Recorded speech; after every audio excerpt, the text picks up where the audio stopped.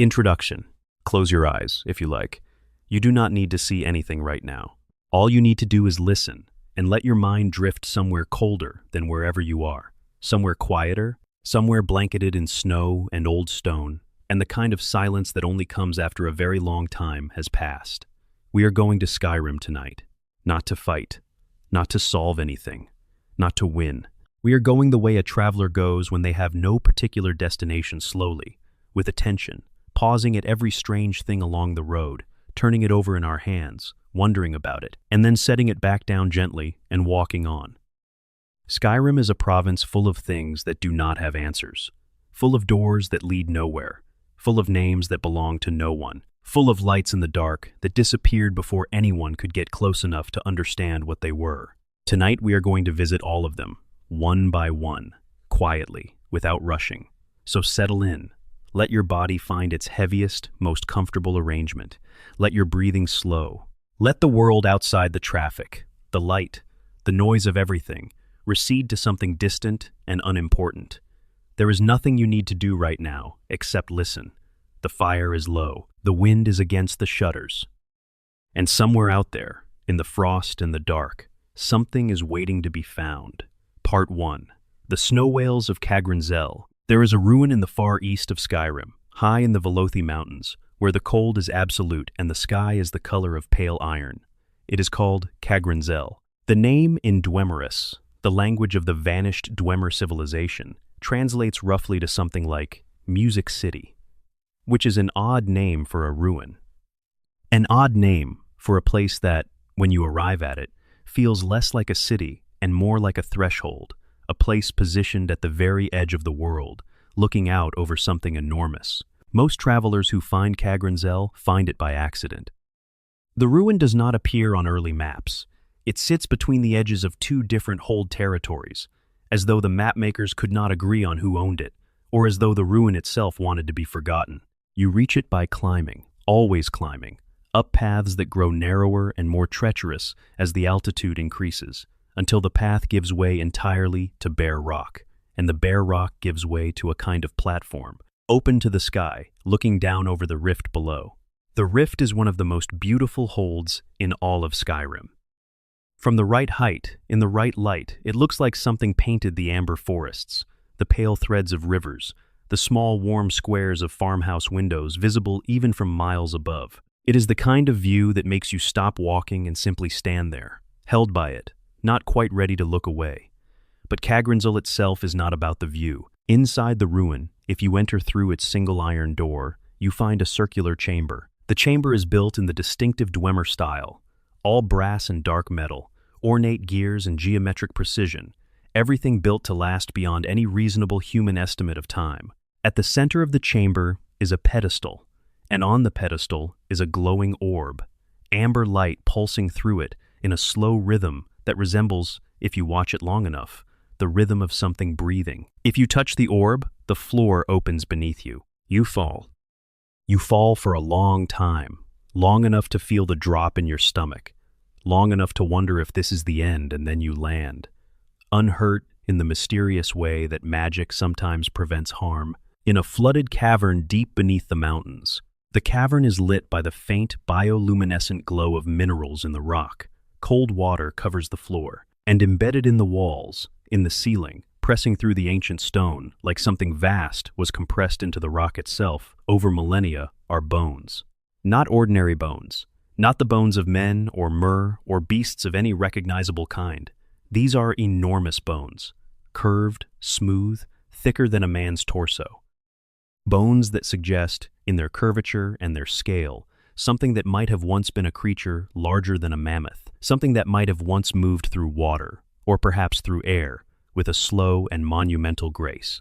No one knows what creature these bones belong to. No creature in all of the Elder Scrolls bestiary, no recognized species, no documented species, no official species quite accounts for them. The bones are simply there, embedded in the rock, ancient beyond dating, and they belong to something whose name we do not know. And this is where the legend of the snow whales begins. The snow whales are not canon. To be precise about it, they are not a species that appears in any official game text, any bestiary, any in-game book, any developer statement. They exist in a region of Elder Scrolls lore that is neither purely official nor purely invented, a liminal space where the universe's most respected world builders have speculated, written, and imagined things that have never been confirmed or denied by the games themselves. The primary voice behind the snow whale theory is a writer named Michael Kirkbride, who worked at Bethesda during the earlier periods of the Elder Scrolls development and contributed enormously to the philosophical and mythological underpinning of the world. Kirkbride is responsible for some of the stranger and more beautiful corners of Elder Scrolls lore, the metaphysics of time, the nature of divinity, the complicated dream logic that underlies the universe's deepest cosmology. His work is not always canonical in a strict sense, but it is extraordinarily influential, and many of the things he wrote about have been quietly incorporated into games over the years. Kirkbride wrote about snow whales. In his vision of Skyrim's deeper past, the sky above the province was once inhabited, not by dragons, by something else, by creatures that moved through the cold upper atmosphere the way whales move through deep oceans slowly, in groups, following currents invisible to those below. Creatures that communicated through vibration, creatures that processed the world through sound. The Dwemer, in Kirkbride's telling, were keenly interested in these creatures. The Dwemer were a civilization obsessed with sound, specifically with the philosophical and metaphysical properties of sound.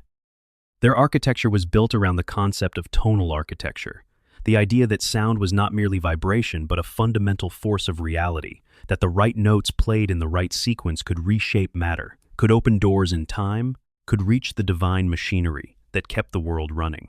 Their greatest machines were not built to fight or to travel. They were built to listen, and they were built to sing.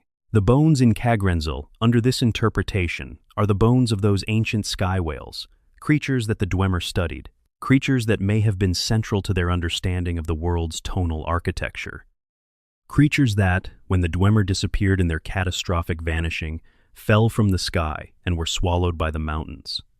Or perhaps they did not fall. Perhaps they descended, slowly, as the world changed around them. Perhaps they settled into the rock, and the rock grew around them, over centuries, until they became part of the mountain's structure, until the mountain and the creature were no longer separate things. There is something genuinely beautiful about this image, if you let yourself sit with it. Imagine standing at the base of a mountain in Skyrim, the Velothi Mountains, gray and tremendous against the sky, and understanding that inside the mountain there are ribs. That the mountain breathes, very slowly, once every geological age. That the landscape you are walking through is not only rock and ice and old stone, but also, somewhere in there, the remains of something that once looked down on the world from above the clouds. The Dwemer connection to Cagrenzel goes deeper still. The ruin itself is positioned strangely. Most Dwemer ruins are utilitarian in some sense. They are laboratories or fortresses or pumping stations or automaton manufactories. Cagrenzel does not obviously fit any of these categories. Its single chamber with its single glowing orb and its floor that drops you into an underworld suggests something more ceremonial. Something built not to produce or protect but to experience. Some theorists have suggested that Cagrenzel was a kind of observatory, not an astronomical one, but a sonic one, a place where Dwemer scholars would come to listen, high above the world, to the sounds that the sky whales made. That the orb at the center was not a trap at all, but a tuning instrument, something that, when touched, would pitch the entire chamber to a frequency capable of receiving those transmissions from the upper air. And then, under this reading, the drop through the floor is not a punishment, but a transition. The scholar falls, and in falling, they descend into the deep archive, the place where the sounds the sky whales made over centuries have been recorded not in text or on brass plates, but in the rock itself, in the mineral resonance of the stone, in the shape of the bones that the creatures left behind. You wake up at the bottom, in the cold water, surrounded by ribs as big as trees. And the archive opens around you. Whether you believe this or not, whether you find it compelling or merely imaginative, the bones in Cagrenzel remain real. They are there. They are waiting. And no one has yet provided an explanation, official or otherwise, that fully accounts for what creature they belong to, why that creature ended up inside a Dwemer ruin, and what the Dwemer were doing when they built a room with a glowing orb and a trapdoor above those bones. The questions rest in the cold. They will rest there for a long time, long after the fire goes out. long after the scholar goes home, long after the snow closes over the path again, and Kagranzel disappears back into the mountain like something that was never quite real. Before we continue, if you are watching this wherever you are in the world, whatever time it is outside your window, drop it in the comments. Your city, your country, the time on your clock, whether it is raining or still or cold or warm. I love reading those. And if this is the kind of thing that helps you find your way towards sleep, subscribe so you do not miss the next walk we take together. Now, let us keep going. Part 2. The Disappearance of the Dwemer. The most important unsolved mystery in all of Skyrim is not small. It is not a jar of insects on a shelf or a man without a head riding through the dark. It is civilizational in scale. It is the kind of mystery that, if you actually solved it, you would feel the weight of what you had found. The Dwemer are gone. All of them. Every single one. An entire civilization, spread across multiple continents, maintaining cities and research facilities, and automaton armies that still function, still patrol the ruins, still light the forge fires, still guard the vaults thousands of years after their masters vanished. The machines run. The lights stay on. The steam systems still pump through the pipes in Blackreach and Nuchuanzel and Alftand and every other great ruin beneath the surface of the world. But the Dwemer themselves are simply gone. No bones, no bodies, no records of what happened in those final hours. No survivors who could tell the tale, or nearly none. No evidence of plague or war sufficient to eliminate an entire people simultaneously across all their holdings. They did not leave. They did not die in any way that left a mark. They disappeared. Let us set the scene. The year is the First Era, year 700. The place is Red Mountain, the great volcano at the center of the island of Morrowind, known in older texts as Vardenfell. A war has been raging, a complicated, ancient war, involving multiple races and multiple philosophical conflicts, too intricate to fully untangle tonight. The Dwemer, under their leader Kagranak, have been conducting a project of extraordinary ambition.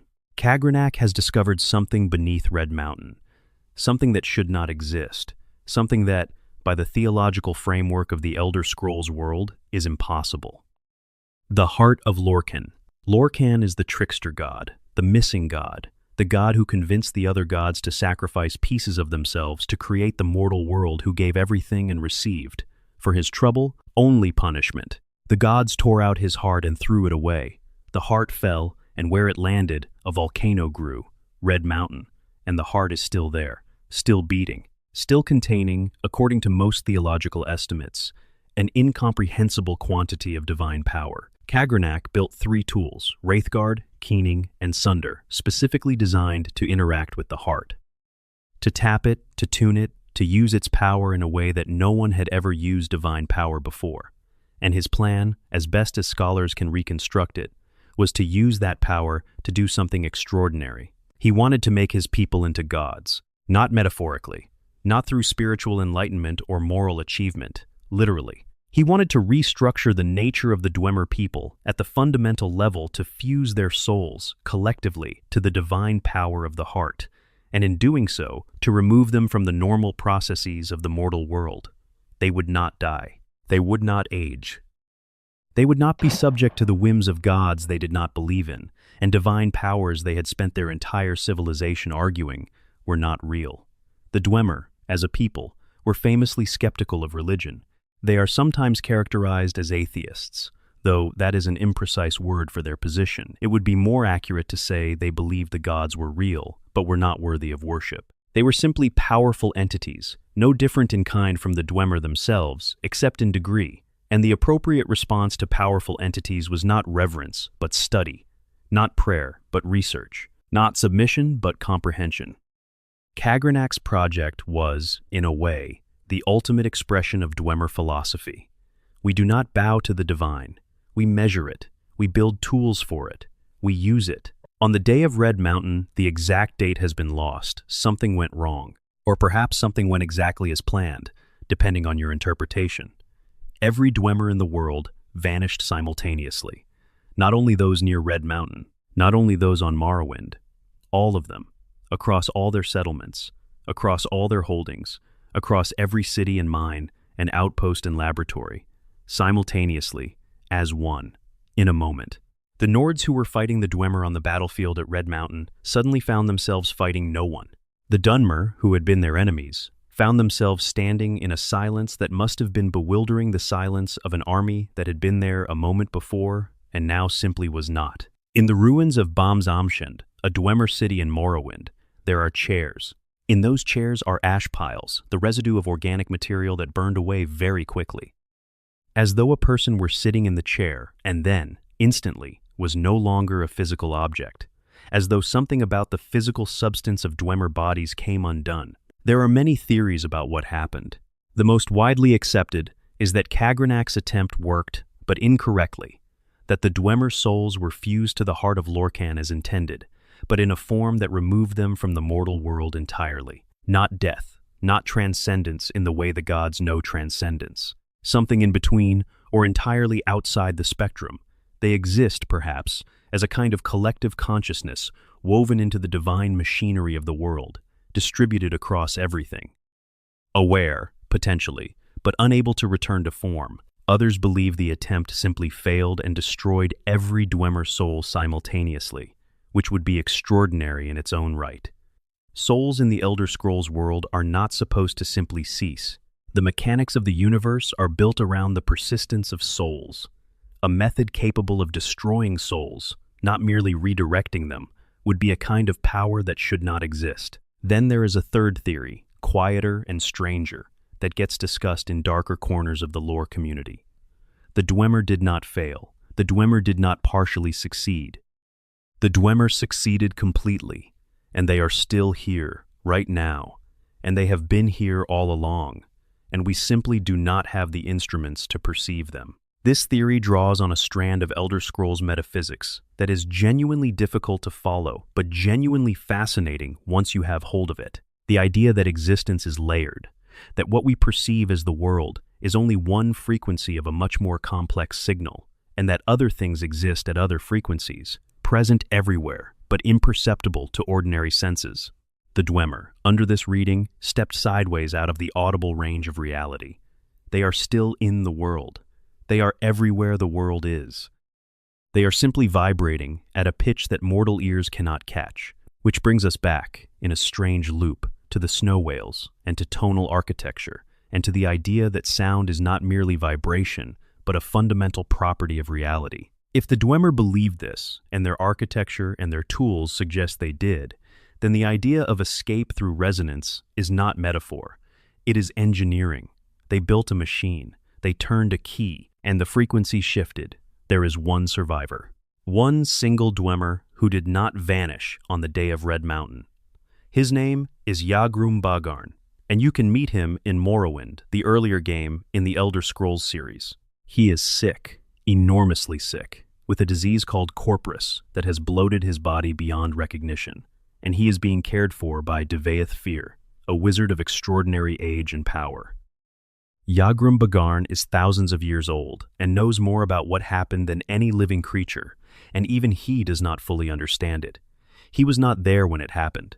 He was in an outer realm, another plane of existence conducting research at the moment of the event, and when he returned, the world was different, and the Dwemer were not in it. He has never been able to figure out why being in the outer realm protected him. He has never been able to find what happened to the others. He has spent thousands of years sitting in a tower with a strange wizard, being slowly consumed by a disease with no cure, thinking about something he will never understand. In Skyrim, there is a quest involving an imperial scholar named Arniel Gain, who becomes obsessed with replicating Kagranak's experiment. He believes he can understand what happened to the Dwemer if he can rebuild the conditions. He spends the entire questline gathering components, following research notes, conducting tests. At the end of the questline, Arniel Gain vanishes, not with a flash or an explosion or a dramatic moment. He is there, completing his experiment, and then he is simply gone. The room is empty. There is nothing on the floor, no ash pile, no note. He joins them, perhaps, or he goes somewhere else, or he ceases. The game does not tell you. The empty room tells you nothing except that the question is still open, and that whatever the Dwemer found, it is still findable, and it is still dangerous, and no one who has found it has come back to explain. The lights in the ruins stay on. The automatons keep walking their patrol routes. The steam keeps pumping through the old pipes in the dark. Whatever the Dwemer became, their machines are still waiting for instructions. Part 3. The Headless Horseman of Skyrim. He comes only at night. Between 10 in the evening and 4 in the morning, those hours that belong to the deep dark, when the fire has burned down and the village dogs have stopped barking, and the road between towns is empty and cold and lit only by whatever the moon can manage through the clouds he rides. He is a skeleton on a skeletal horse. He carries a battle axe. He wears armor, or the remains of armor, and he has no head. The people of Skyrim call him, simply, the Headless Horseman. He has been riding their roads for as long as anyone can remember. Older Nords will tell you he has been riding since before their grandparents were born. The children of Whiterun dare each other to stay up late enough to see him pass along the roads to the south. He does not attack, he does not speak, he does not acknowledge anyone who tries to speak to him. He simply rides. If you follow him, and this is something many players have done, pacing behind him on horseback through the dark, curious about where he goes, he will eventually lead you somewhere specific. He leads you to a place called Hamvir's Rest, a small graveyard in the hills north of Whiterun, marked by a crumbling stone cairn, half a dozen burial mounds, and a low iron gate that has been standing open so long the hinges have rusted solid in that position. At Hamvir's Rest, the Headless Horseman stops. He stands among the graves, and then he disappears, usually somewhere around 4 in the morning, as the sky begins to lighten from black to the dark blue that comes before dawn. If you search the graves at Hamvir's Rest, if you move the earth, open the barrows, examine everything carefully you find, eventually, a skull, and, near the skull, a helmet. The skull is there. In the graveyard, where the Headless Man comes to stand every night, someone buried a skull. Whether it is his skull is not confirmed by any text, any note, any NPC dialogue. The game places them together and leaves the conclusion for you to draw. But whose skull is it? Who is the Headless Horseman? Why is he still riding? What happened to his head? And why is the separation of head from body enough to keep a soul from resting, enough to keep a skeleton in armor riding the roads of a hold for what may be hundreds of years? The game gives you no name, no backstory text, no journal entry at Hamvir's Rest explaining anything. It gives you the horseman and the graveyard and the skull and nothing else, and it is deliberately silent about the rest. But the community is not silent.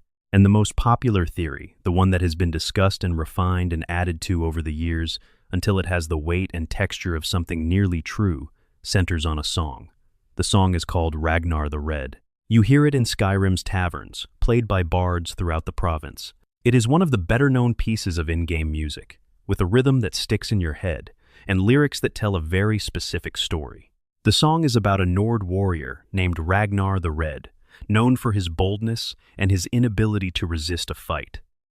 He travels south to Whiterun, specifically south, which puts Hamvir's Rest directly in his likely path, where he encounters a woman named Matilda, who is herself a fierce warrior. There is a fight. It goes badly for Ragnar, and at the end of the song, Matilda relieved him of his head. Ragnar the Red, a Nord warrior, decapitated, in the vicinity of Whiterun. The location matches. The manner of death matches. The cultural profile, a Nord warrior in heavy armor, matches the appearance of the horseman. There is more, though, if you want it. Rorikstead is a small village west of Whiterun. We will visit it properly in its own section later tonight, because Rorikstead has its own very deep darkness. But Rorikstead appears in Ragnar's story, and Rorikstead appears in the Headless Horseman's habits, because the roads he rides loop through that part of Skyrim. And there is a warrior you can encounter in Rorikstead, a man named Eric, who wants to be an adventurer, who has been waiting all his life for the chance to leave the farm and go out into the world. Eric comes from a warrior family. His family name, in the game's lore, connects to warrior traditions in that region. Some theorists have gone further than this, tracing the specific patrol route that the horseman rides across the map, comparing it to a route that someone traveling from Rorikstead toward Whiterun might have taken. The route, if you plot it, passes through all the right places. It follows the old road through the Whiterun Plains, the road a traveler would take if they were heading toward the city, which, in the song, is exactly where Ragnar was going. He was going to Whiterun. He never made it, or he made it and left with fewer pieces than he arrived with. And now he rides the road in the dark, the same road he took in life, approaching a destination he never reached, every night, forever. There is one more strange detail about the Headless Horseman that does not get discussed as often as the others. If you use the developer console to examine the horseman's character model more carefully, which players have done, because players will use any tool available when they are curious about something, you find that he does technically have a head. There is a head modeled for him. It is simply invisible. It exists in the data as a piece of armor flagged to be invisible in normal gameplay. The developers built a head for the Headless Horseman and then hid it. This tells us at minimum that the original design probably included a visible head at some point, that there was a version of the horseman who had a discoverable or revealable identity, some moment in the quest where the head would be found or restored or seen. That moment, if it ever existed, did not make it into the final game. What they cut, exactly, we do not know. The empty quest, the invisible head, the skull in the graveyard that may or may not belong to him. He rides at 10. He stops at Hamvir's Rest at 4. He disappears when the light comes back.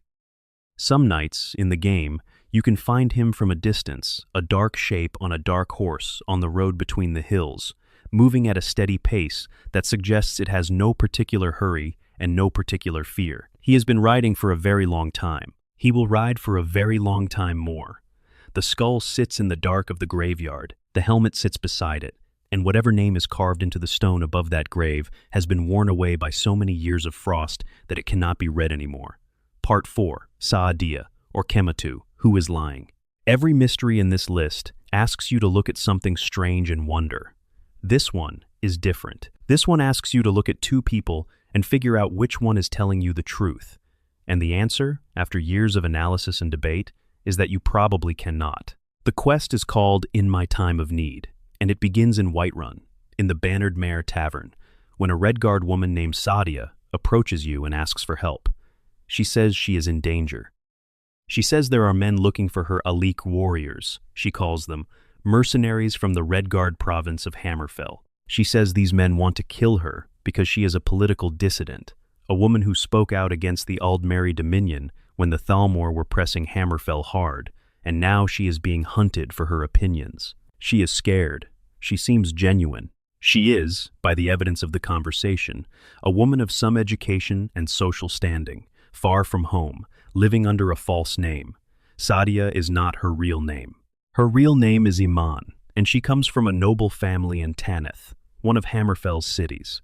Later, you find the Alik'r warrior who is looking for her. His name is Kematu. He is camped in a cave with a group of his men, and he tells you a completely different story. He says, Saadia is not a dissident at all. He says she betrayed the city of Tanith to the Thalmor, sold information, gave up positions and plans, helped the enemy take the city at the cost of many Hammerfell lives. He says she is not a hero fleeing persecution. She is a traitor fleeing justice. And the Alik'r are not mercenaries or assassins. They are agents of Hammerfell's government, authorized to bring her home to face trial. Both stories are plausible. Both people seem sincere. And the quest asks you to choose which one to believe, to either bring Saadia to Kematu or to fight Kematu and his men on Saadia's behalf. You cannot investigate further. There are no records to check, no third party to consult, no evidence chest to open. The game presents you with two testimonies and asks you to decide. The community has been deciding for more than a decade, and they have not reached consensus. The case for Saadia for believing she is telling the truth rests partly on her demeanor and partly on a detail about the Thalmor. The Thalmor are the Aldmeri Dominion's intelligence and enforcement arm, and they are well documented in Skyrim as an organization that operates primarily through elves. Human agents do appear in Thalmor records and documents throughout the game, but Alik'r warriors Redguard human warriors, from a people who just recently fought the Thalmor to a standstill and resisted conquest operating as Thalmor agents, is unusual. It does not fit the profile. Why would Hammerfell send Redguard warriors to do Thalmor dirty work? Kematu's answer to this is that they are not doing Thalmor work. They are doing Hammerfell's work. Sadia betrayed Hammerfell, and Hammerfell wants her back. But the case against Sadia includes a detail that many players find genuinely damning, which is this. If you go to the Hall of the Dead in Whiterun, the crypt beneath the Temple of Kinnereth, where Whiterun's dead are prepared for burial, and where small memorial urns are maintained for the deceased, you can find, among the urns, one labeled with Sadia's real name, Iman. There is a burial urn for Sadia in Whiterun's Hall of the Dead, and it is labeled as belonging to a woman from a noble Hammerfell family. The urn is there regardless of whether Sadia is alive, regardless of how the quest resolves. It exists as a background detail, something placed in the world by a designer, and it suggests that Sadia's family believes she is dead, or that someone wants her to appear dead, or that she was reported dead after her disappearance. None of these possibilities are flattering. If Kematu is telling the truth, the urn makes perfect sense. A woman from a noble family in Tanith disappeared after betraying the city to the Thalmor. She was declared dead by her family, perhaps to sever any political connection. She fled to Skyrim and changed her name. The urn is the formal acknowledgement of her absence from the living. If Sadia is telling the truth, the urn is more complicated. Why would a family bury a daughter who is alive? Why would anyone put a memorial urn in Whiterun's Hall of the Dead for a person who simply went into hiding? The urn suggests either that her family does not know she is alive, which is possible if she fled without telling them, or that something darker happened to her family, something that required her official erasure from the record. There is also the matter of what happens if you betray Saadia to Kematu. Kematu paralyzes her with a spell and tells you he is taking her back to Hammerfell for trial. He promises she will be judged fairly. He pays you and leaves. That is the end of the quest. You never find out what happens to her in Hammerfell, whether the trial happens, whether she is executed or acquitted or imprisoned. The game cuts away and leaves the question completely open. And if you betray Kematu instead, if you kill him and his men, if you tell Sadia she is free, she pays you, thanks you, and stays in the Bannered Mare, she does not leave Whiterun. She does not try to find a safer place. She simply stays, working in a tavern, for the rest of the game. A woman who claims to be fleeing mortal danger from Hammerfell's intelligence services stays in the same tavern, in the same city, with the same fake name, indefinitely. Either she knows something that makes her feel safe, some leverage or protection that the game does not explain, or she is not actually afraid, because there is actually nothing to be afraid of, because the men who were looking for her are dead, and she knows Hammerfell will not send more. And that second possibility only makes sense if she is, in fact, a traitor who has been declared dealt with. Or she is simply a badly written NPC with no post-quest behavior programmed. But in a mystery, this carefully constructed in other respects, the community tends not to reach for that explanation too quickly. The question has no answer the game will give you. You have to make your own judgment. You have to decide what kind of story this is, whether it is the story of a brave woman being hunted by the forces of a government that calls her a traitor for speaking truth, or whether it is the story of a clever collaborator who has been running for years and has nearly gotten away with it. Both are true somewhere in the multiverse of interpretations. Neither is provably true in this one. The Bannered Mare is warm. The fire there always burns high. Sadia Iman moves between the tables with practiced ease, and if you look at her face, you cannot tell which story is written there. She has been keeping her expression neutral for years. Whatever she is hiding, she is very good at it. Part 5.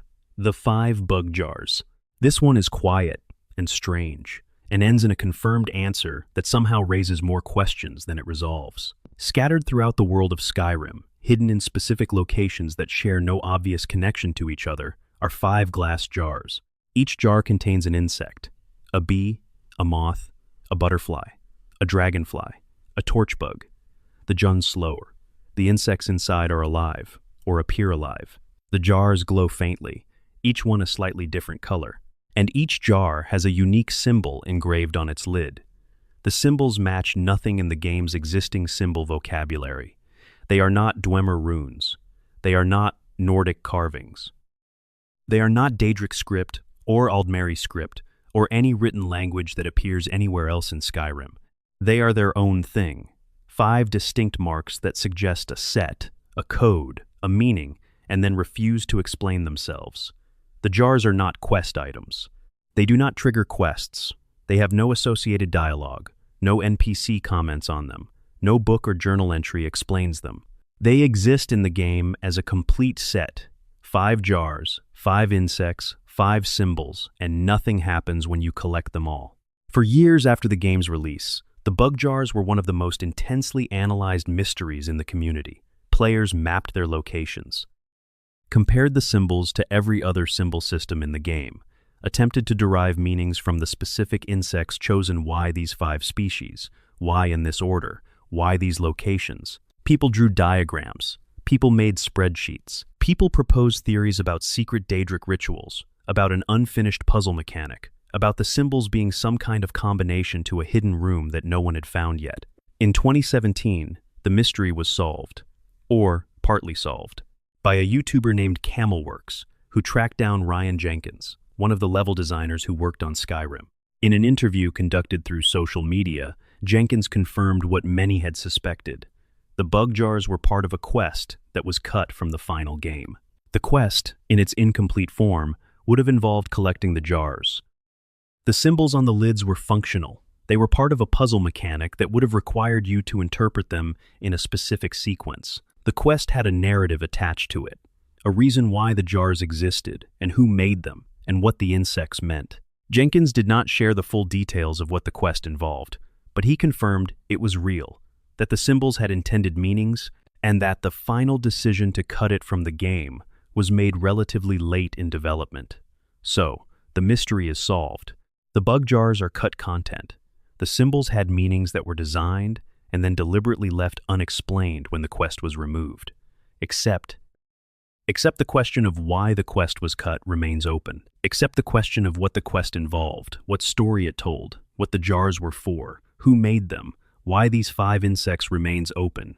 Except knowing that the symbols had meanings makes the symbols more compelling, not less, because now they are not empty decoration. They are a message that exists but cannot be read, a door that was sealed from the outside, a word spoken in a room that was emptied before anyone could hear it. Cut content in video games is a particular kind of archaeological puzzle. The content existed. Someone spent time designing it, implementing it, writing for it. Playtesters may have encountered it in earlier builds. The decision to cut it does not erase the fact that it was once present in the world, in some form, and that the pieces of it that survived into the final game are artifacts of something larger. The 5 jars on 5 shelves throughout Skyrim are the ruins of a story, like the bones in Kagranzel, like the skull at Hamvir's Rest. The remains of something that was once more complete, now scattered across a world that has moved on and does not remember what it lost. The bee in its jar glows amber in the dark. The moth casts a pale light on the shelf it sits on. The butterfly, the dragonfly, the torchbug, each one sealed in glass, each one patient, each one waiting. They have been waiting since 2011. They will wait as long as the game runs. Part 6. Rune and the Stone with no name. There is a man in the Thieves Guild who does not know who he is. His name is Rune. He is one of the Thieves Guild members you encounter in Riften's Ragged Flagon, the tavern hidden inside the city's sewer system where the guild does its business. He is a capable thief, well regarded among his colleagues, apparently content with his life. He is good company friendly, dry-humored, unshowy in the way that competent people often are. But Rune carries a stone. It is a piece of worked stone, small enough to fit in a palm, carved with symbols that he has never been able to identify. He found the stone with the wreckage of a shipwreck when he was a child, or rather, he was found with the wreckage. A fisherman near Solitude pulled him out of the sea, a small child with no memory of where he had come from, no family present, no way of knowing his own name. The fisherman kept him and raised him, and eventually, when the boy needed to be called something, named him Rune for the carved stone that was the only thing connecting him to wherever he had come from. Rune has spent, by his own account, most of his money, and a considerable portion of his professional life trying to find someone who can read the symbols on the stone. Every coin he earned in the Thieves Guild went, at some point, toward his search, paying scholars, paying travelers who claimed to recognize the script, paying anyone who seemed like they might know what language this was and what these marks meant. None of them could help him. the stone remains unread. If you talk to Rune about it, if you ask him the right questions, he tells you about a scholar named Athel Newberry, someone he paid to research the symbols who sent him. Eventually, a note. The note, which you can find in the game, reads, "No word yet," 3 words. After whatever length of time and however much money Rune invested in the inquiry, the scholar wrote back, "No word yet." The note is undated. There is no follow-up note. There is no second message from Athel Newberry explaining what happened with the research, whether the trail went cold, or whether Newberry simply disappeared from the investigation, or whether the answer is still pending. No word yet. Near Solitude, if you explore the coast, you can find a shipwreck. It is called the Orphan's Tear. It sits in shallow water, not far from where Rune was found, roughly in the right geographical position to be the ship he came from. If you dive into the wreck and explore it, you find the remains of a vessel, scattered cargo, a broken hull, the evidence of a catastrophic sinking. You find no journal, no captain's log, no passenger manifest, no record of where the ship was going or where it came from or who was on it. You find no clue about a child. You find no clue about the stone. The Orphan's Tear is, in this sense, exactly what its name suggests, a ship that produced an orphan, and nothing more.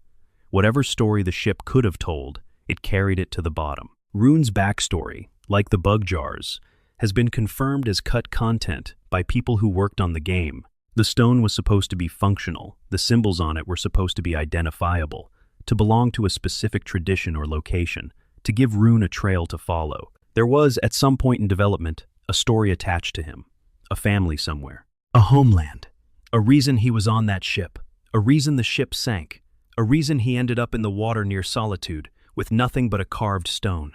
That story was removed before the game shipped. But Rune is still there, in the ragged flagon, still carrying the stone, still occasionally mentioning that he is searching, still waiting for word from Athel Newberry, who has not written again. He lives in the space between the story that was intended for him and the story that ended up in the final game, which is no story at all, just a man with an object he cannot read, and a name given to him by a fisherman who found him in the sea. There is something about this that feels more real than a complete story would. Real people often do not have complete stories. Real people often do not know where they came from. Real people often carry things they cannot explain, objects, memories, fragments of language, and live their entire lives without finding the context for them. Rune is the most realistic character in Skyrim, in a certain light, because he is the one who simply does not know. And the question that his stone asks, what is this? Where is this from? What does it mean? Is the question that many people spend their lives asking about themselves without ever finding the answer. No word yet. The stone sits in his pocket. The ragged flagon smells of old water and cheaper ale, and the fire there is never quite warm enough, and Rune sits at his usual table and waits for a letter from a scholar who may or may not still be looking. Part 7. The Dark Secret of Rorikstead. Rorikstead is a small farming village in the Whiterun Hold. It consists of a handful of buildings, a longhouse, a few family farms, a stable, a well. Its population is modest. Its appearance is modest. From the road, it looks like exactly what it presents as, a quiet, unremarkable agricultural settlement on the plains of Skyrim, the kind of place that produces crops and asks very little of history. It is not this. The darkness of Rorikstead has been discussed and dissected more thoroughly than almost any other location in Skyrim's mystery canon, and what makes it remarkable is not that there is one suspicious detail, but that the suspicious details accumulate, one after another, in a way that begins to feel less like coincidence and more like something deliberate, like a pattern that was designed to be found, even if no quest ever emerges from it. Let us start with the mothers. Rorikstead has a small number of families. Those families have children. But if you ask the farmers and the villagers about their families, if you talk to them long enough and in the right way, you start to notice that none of the mothers are present. Not one. The children of Rorikstead have no mothers. If you press for explanations, the answers you receive are, uniformly, that the mothers died in childbirth. All of them. Every single mother in Rorikstead died giving birth. This is not a statistic that occurs naturally, not even in a medieval setting with high maternal mortality. In a village this small, with this number of families, the probability of every mother dying in childbirth is vanishingly small. It is not a coincidence that the game would present without intent. Now look at the houses. If you search the homes in Rorikstead, and the game allows you to enter and look around, you find, in nearly every home, filled soul gems. Soul gems in the Elder Scrolls are objects used to capture souls, and captured souls are used primarily to power enchanted items and, in certain arcane practices, for more troubling purposes. There is no innocent reason for every household in a farming village to have filled soul gems sitting on their shelves. These are not the tools of farmers. They are the tools of magic practitioners, or, specifically, of people engaged in practices that require souls. There is a man in Rorikstead named Juan Manet.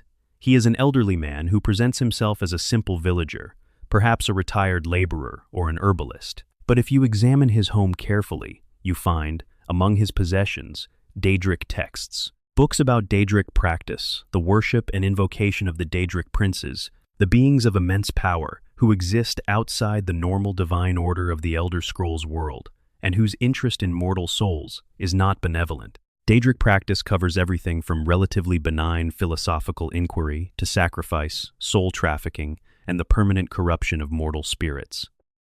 A simple Rorikstead villager owns Daedric texts and keeps them in his home. Then there is the village's history. Rorikstead appears in historical records that predate the current era, specifically in a document called The Holdings of Jarl Jalland, which is one of the oldest administrative records in Skyrim's history. The document places a settlement called Rorikstead on the same land it currently occupies, in a period so early that the current residents of the village cannot be the same people who were there then. The village has been continuously inhabited, or continuously re-established, for an extraordinary length of time. Lokir, the horse thief who is executed at the beginning of Skyrim, the man who breaks for the tree line and is shot by an Imperial archer in the opening scene, is from Rorikstead. He says so himself in his brief and panicked lines before he dies. He specifically says he does not want to die here, in Helgen, having come from Rorikstead. Why would someone from a peaceful farming village be a horse thief? Why would he be on the prisoner cart with the Stormcloaks? And more strangely, why does he mention Rorikstead at all in those specific last moments? It is either a throwaway detail of local color, or it is a breadcrumb, a small signal that Rorikstead has something in its past worth noting, and that Lokir was running from more than the Imperials. There is a little girl in Rorikstead named Sissel. She has the prophetic dreams that some children in the Elder Scrolls world seem to develop, an ability to see things in sleep that other people cannot. If you talk to her, she tells you about her dreams. She dreams of a gray dragon. A gray dragon that is very old and very cold and sits at the top of a mountain. The gray dragon she is describing, under any reasonable interpretation, is Parthernax, the ancient dragon who lives at the throat of the world, who the Greybeards meditate under, who is one of the oldest living things in Skyrim. Parthernax is not a common subject of dreams. He is not famous in Skyrim's general population. Most people do not know he exists. The fact that a child in Rorikstead is dreaming of him specifically, without any context that explains how she would know of him, is strange.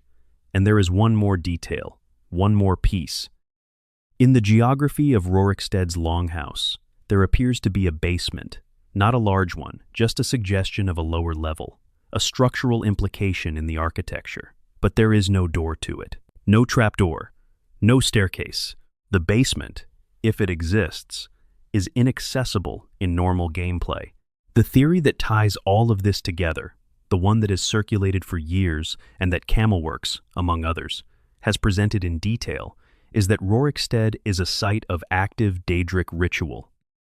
That the village's extraordinary agricultural success in a hold not known for fertile soil is the product of a bargain, a deal made with a Daedric prince, possibly Mehrunes Dagon or possibly another, in which the souls of Rorikstead's newborn children are tithed in exchange for the village's prosperity. That the mothers die not from natural complications of childbirth, but as part of the ritual. That the soul gems in every home are the collection mechanism. That Juan Manet is the keeper of the bargain. Under this interpretation, the sealed basement is where the rituals happen, where the titles are paid, where the village earns its peace. Lokir fled Rorikstead, knowing what it was, or knowing enough of it to want to be gone.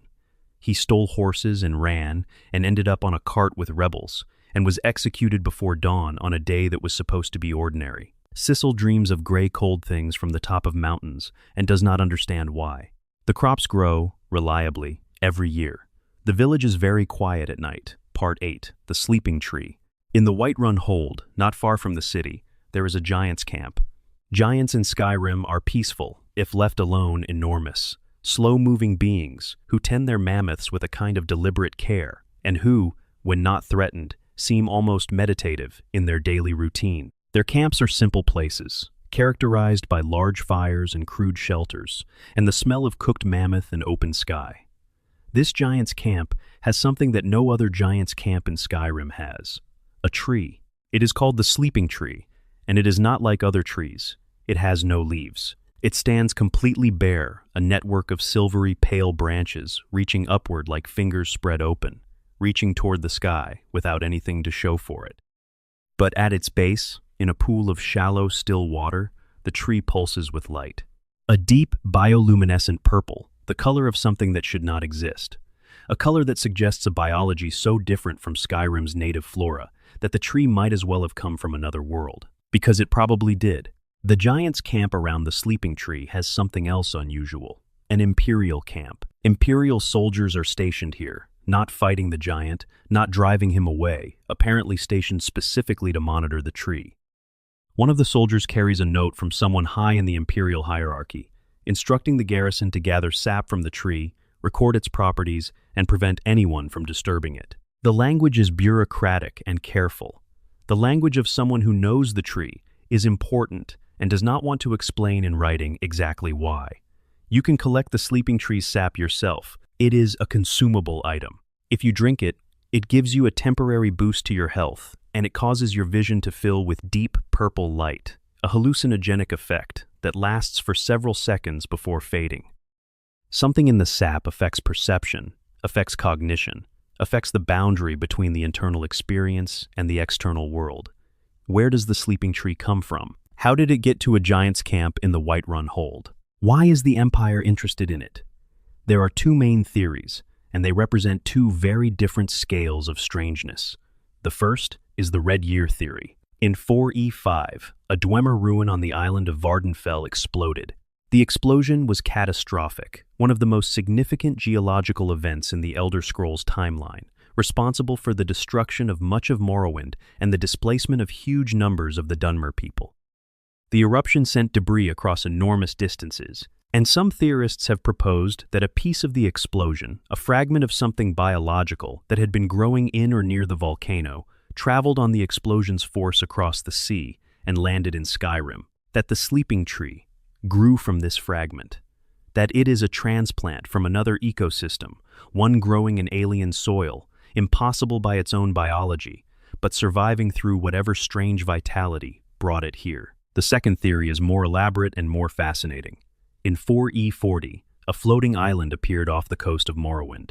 The island, called Umbriel, moved under its own power, trailing a shadow and consuming the dead beneath it, and it is the subject of a series of novels, the Elder Scrolls Infernal City series by Gregory Keyes, that are officially part of the canon of the Elder Scrolls universe. Umbriel was a construct of astonishing complexity, biological in nature, connected to the Hist, the intelligent trees that form the spiritual center of the Argonian civilization, one of the oldest and strangest forms of consciousness in the Elder Scrolls world. Umbriel eventually descended into the sea, or was destroyed, or simply ceased, in the way that impossible things sometimes simply cease. But before it did, it passed through Skyrim's surrounding waters. It was close. If the Sleeping Tree is a fragment of Umbriel, a seed, a cutting, a piece of the floating island that took root when Umbriel passed overhead or made landfall near the Whiterun Plains, then it is a remnant of something connected to the Hist.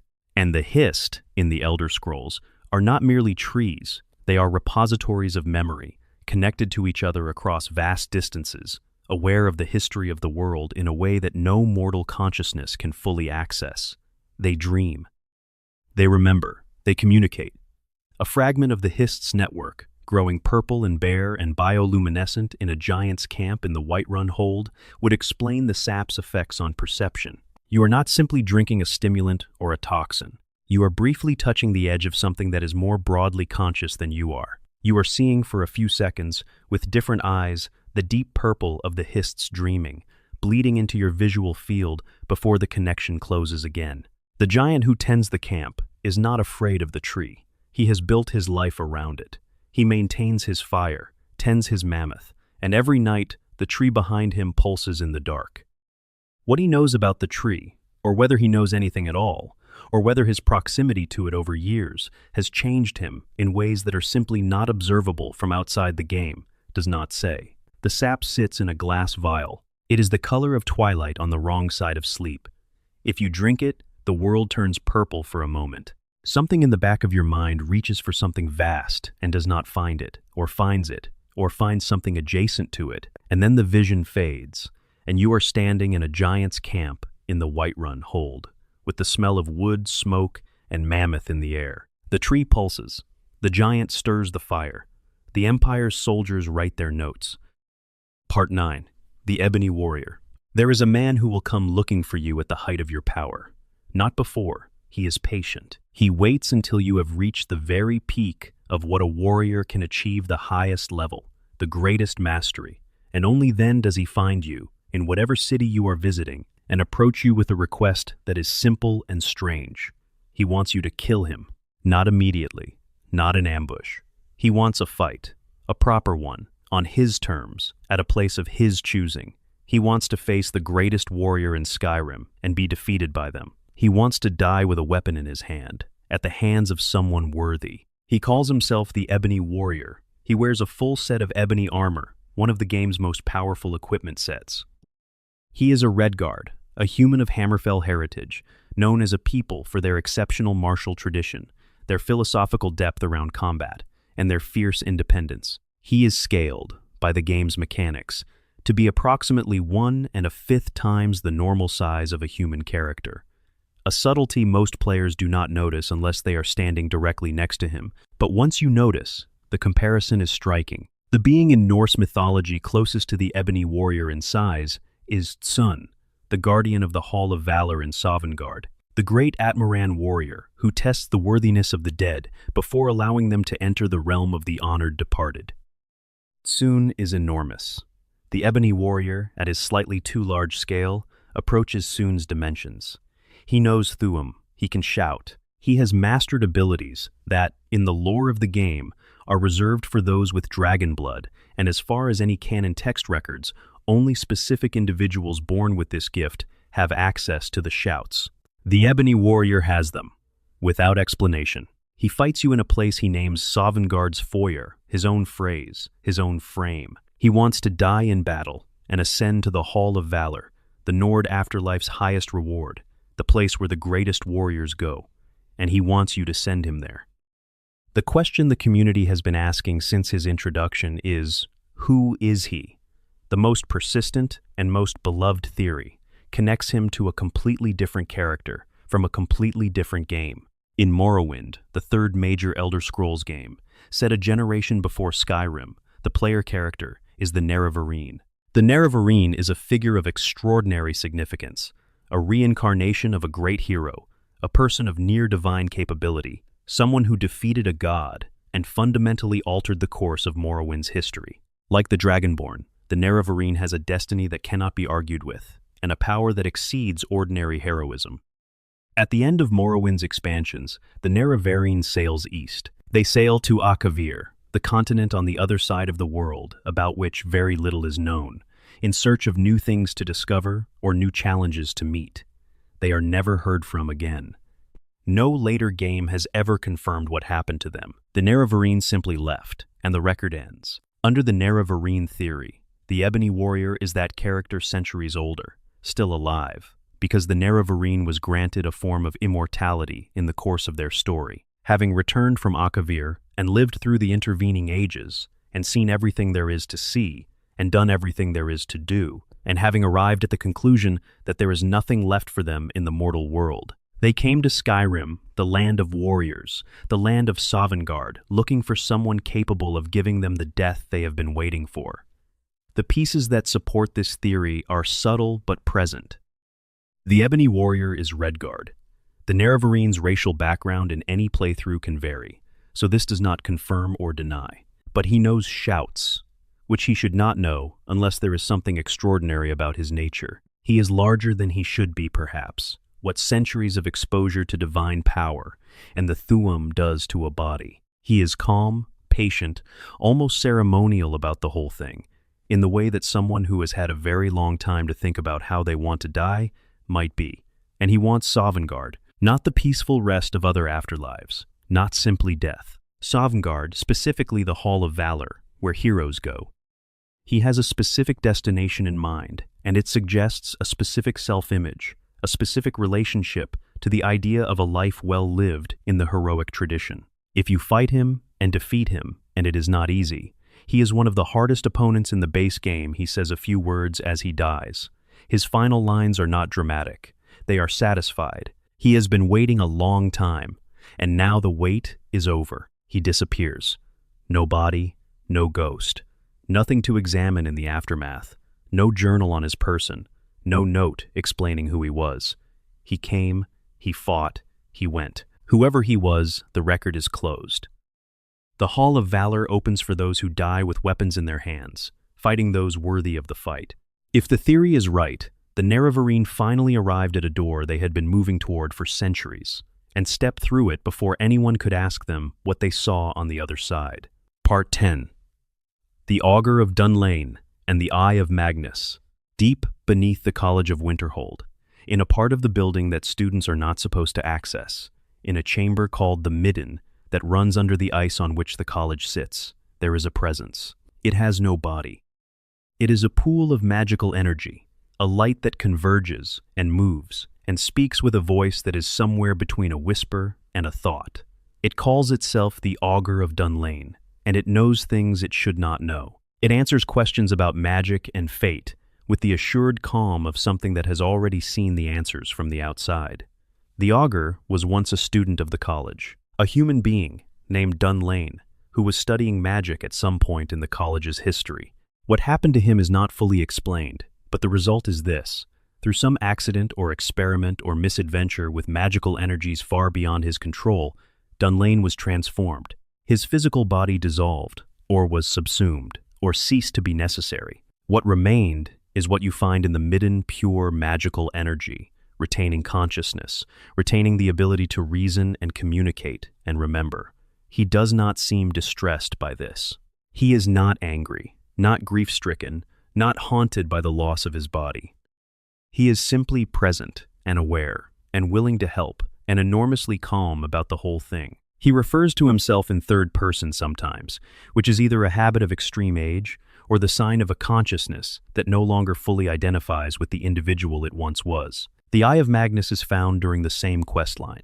It is discovered beneath the ancient Nordic ruins of Sarthal during an excavation by college students, buried in a chamber that has been sealed since the earliest Nordic settlements in Skyrim. The artifact predates known history. It predates the college. It predates the Nords in Skyrim. And it is why the Snow Elves attacked Sarthal. The Snow Elves, the precursors of the Falmer, the ancient elven civilization of Skyrim before the Nords arrived, are known in the historical record primarily as the aggressors in the Night of Tears, an early conflict in which they attacked the Nordic settlement of Sarthal and nearly destroyed it. The Nords rebuilt, pushed back, and eventually drove the Snow Elves away. The standard historical explanation is that the Snow Elves attacked because they feared the growing power of the Nordic settlers, but the Eye of Magnus was buried under Sarthal, and the Snow Elves knew it was there. The real reason for the attack was not fear of the Nords. It was the Eye. The Snow Elves did not want the Nords to find it. They were, in fact, trying to protect it, or to prevent something from being awakened, or to keep the Nords away from something they had no idea they had stumbled upon. What is the Eye of Magnus? The in-game books offer suggestions. Magnus is one of the architects of the mortal world, a being of enormous power who, when the project of creating the world was underway, decided against full participation and left, trailing the streams of magical energy that became the ley lines of magic in the world. The Eye is described as something belonging to him, or made by him, or representing him, but specifically, it is an artifact of a world-making event. something that was there when the world was built. Under the most extreme interpretation, the eye is a remnant of a previous kalpa, a previous version of the world, from before the current cycle of creation and destruction. In the Elder Scrolls cosmology, the world goes through cycles. It is created, it exists, it ends, and the next iteration begins from the beginning. The kalpas are endless. The current world is one of many, and objects that survive from one kalpa to the next are, by definition, older than everything else in existence. The Eye of Magnus, under this interpretation, is not just ancient in the way that Dwemer ruins are ancient. It is ancient in the way that the concept of time is ancient. It predates the gods that created the current world. It is something that the current world's gods found when they arrived, or something that the current world's magic wrapped itself around. The Snow Elves knew this. They built their civilization around Skyrim's magical heritage, and at some point they found the Eye, and they understood that it needed to be kept still. That finding it and awakening it would be a problem on a scale that ordinary politics and warfare could not address. The Sigic Order, a monastic order of mages, so ancient and so outside normal political structures that they officially ceased to exist from the world's perspective, retreating with their entire island of Artaeum to an undisclosed location, takes the Eye at the end of the questline. They take it somewhere safe, somewhere protected, somewhere the world will not accidentally activate it. What would happen if it were activated? What would happen if someone with sufficient power and sufficient ambition tried to fully open the Eye of Magnus? The game suggests, without specifying, that the consequences would be beyond containing. That the Eye is not a weapon or a tool in the conventional sense, but something more fundamental, something that operates at the level of the world's structure itself. The Augur of Dunline helped you find it. He is still down there in the midden, in his pool of light, knowing things. He has been down there for a long time.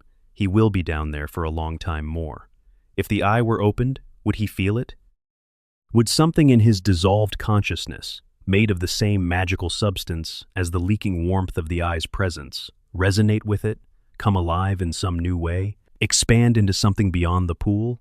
He is very calm about everything. He has been calm about everything for a very long time. The midden is cold. The ice above it groans. The Eye has been moved somewhere safe, far away, and the world does not know where. Part 11. The Dragon Souls You Were Never Meant to Keep. When you kill a dragon in Skyrim, you absorb its soul. The scene is one of the most iconic in modern video game history. The dragon collapses. The flesh burns away in a cascade of light. The bones remain. And the energy of what the dragon was, its life, its knowledge, its accumulated existence, flows out of the corpse and into the dragonborn. A whorl of golden light, and the sound of something vast and wordless settling into you. It feels like a gift, and it is, in a mechanical sense, deeply useful dragon souls are the currency you use to unlock shouts. Collecting them makes you more powerful. The game rewards you for each one.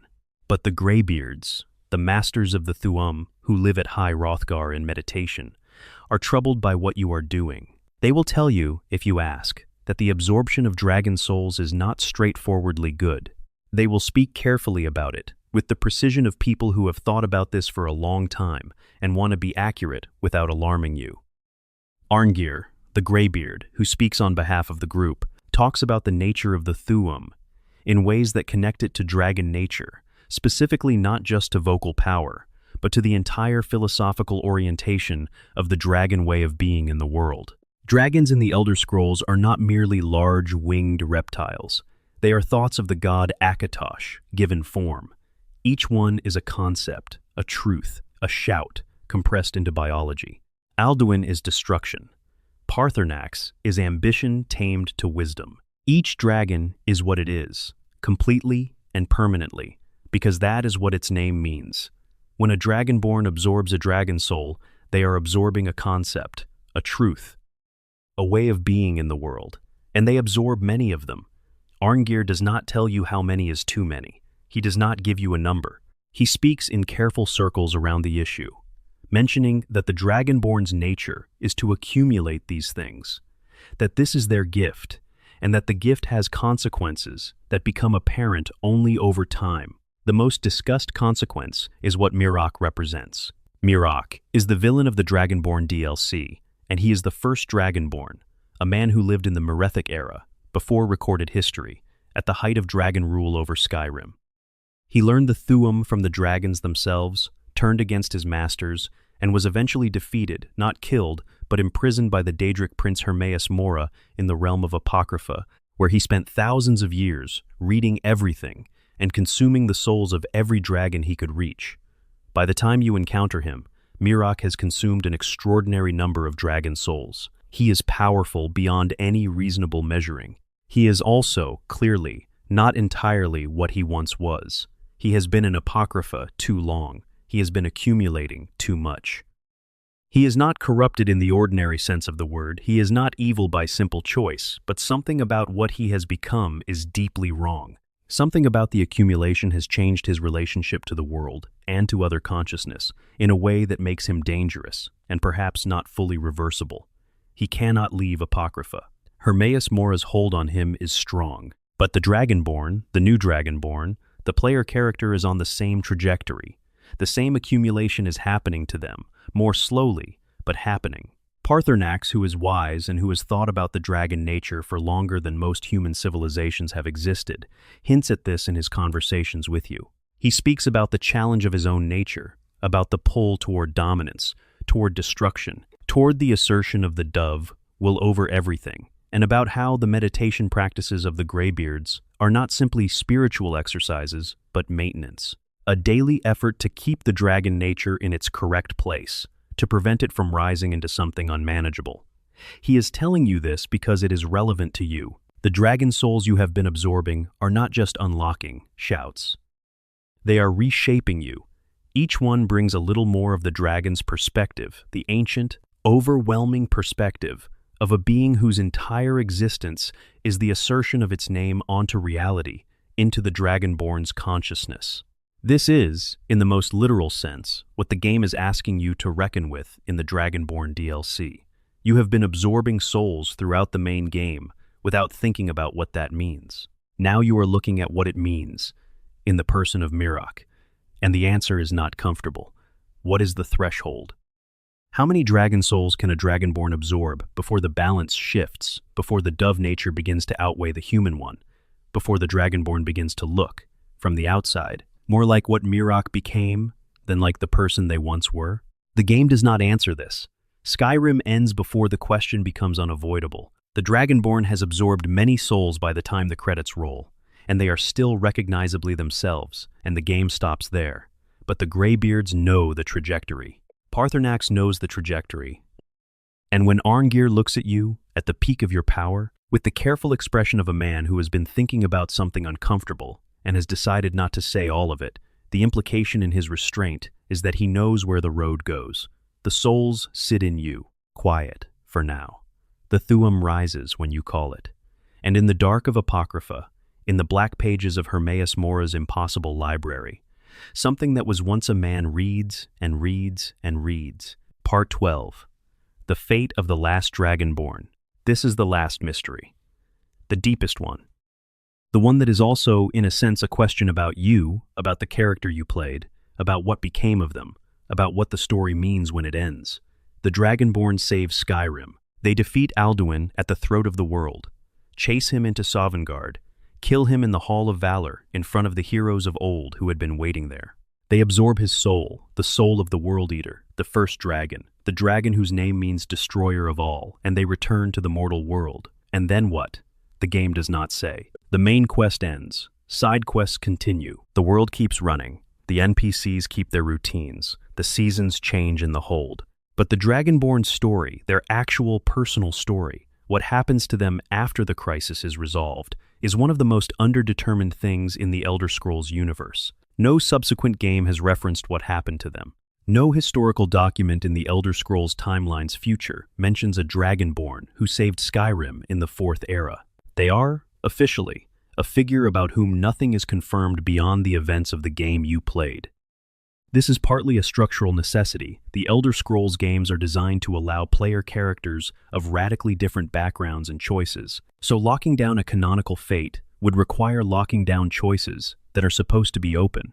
The previous protagonists of the series share the same ambiguity. The hero of Kvatch, the protagonist of Oblivion, is known in the lore as the champion of Cyrodiil, but nothing is confirmed about their later life or death. The Nerevarine sailed to Akavir and vanished. The Dragonborn has Alduin's soul in them when the game ends. They have the soul of the World Eater, the dragon whose existence was the engine of the apocalypse, sitting in the collection alongside every other dragon soul they absorbed. They have the Thuum at a level of mastery that no human being is supposed to reach. They have the attention of Hermaeus Mora, who spent the Dragonborn DLC patiently cultivating a relationship that ended with the Dragonborn as his champion, his seeker of secrets, his chosen reader in the Black Library. And Hermaeus Mora is patient. Hermaeus Mora is patient, the way geological formations are patient. He collects knowledge. He collects the knowers. He collected Mirac for thousands of years. He is interested in the Dragonborn in a way that does not stop when the games stop. The Black Books, the tomes through which the Dragonborn accessed Apocrypha, are still in the world, still readable, still open. You can go back at any time, in the game's mechanics, and return to Apocrypha. And Hermaeus Mora is still there, still patient, still interested. He does not release his seekers. He waits. There are 3 theories that the community has spent years refining, and all 3 of them are true in their own way, which is the correct answer for a figure as indeterminate as the Dragonborn. The first is that the Dragonborn eventually went to Apocrypha and stayed there. Not as Mirac was kept, not as a prisoner, but as a resident. The volumes of knowledge that Hermaeus Mora offered, the secrets of all things, the library without limit, these are things the Dragonborn might have found themselves unable to leave. Hermaeus Mora, who is named the Demon of Knowledge, and who is perhaps the most genuinely alien of the Daedric princes, does not coerce. He does not need to. He simply keeps offering, and what he offers is interesting enough that at some point the Dragonborn stopped coming back. They are still reading, under this theory. In the impossible library, among the seekers and the lurkers and the drifting pages of everything ever written, they are turning pages. They have been turning pages for a long time. The second theory is simpler, and in some ways more satisfying. The Dragonborn, having saved the world, chose to be done with being significant. They put down the weapons. They found somewhere quiet, the mountains, perhaps, or a small house outside a village, in a hold that asks no questions. They grew old in the ordinary way that the extraordinary sometimes choose to do when they are tired of the alternative. They were known in their village as someone who seemed like they had been through something, who knew how to read people, who sometimes looked at the sky in a particular way. But they were, for all ordinary purposes, simply a person. They died the way ordinary people die, not dramatically, not at the hands of a worthy opponent, not in the hall of valor. They died in a bed, in a room they had chosen, in a world that was safe enough to age in because of what they had done. The third theory is the strangest and the most resonant with the Elder Scrolls' deepest mythology. The Thuum is not just a power. The shouts are not just sounds. In the lore of the Elder Scrolls, at the deepest level, the world is made of words. The gods spoke the world into existence, and every act of naming is an act of creation, and the line between the name of a thing and the thing itself is not a firm line. It is porous. It breathes. A Dragonborn who has accumulated the souls of dozens of dragons, who has absorbed Alduin's soul, who has mastered the Thuum to the point of becoming something more than human. What does that consciousness eventually resolve into?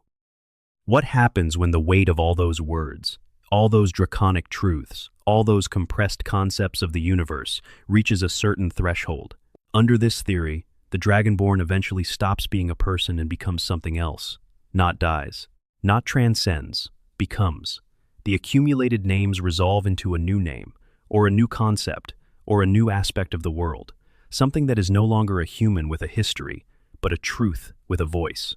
Something that exists as the Thuum exists, potential until it is spoken, and then immediately, totally present. They are in the wind over the mountains, under this reading. In the sound the peaks make when the air moves through them at high altitude, that low resonant note that you hear sometimes when you are very high up and the world below has gone very quiet, they are not gone. They are simply in the register that mortal ears were not built to hear. Closing.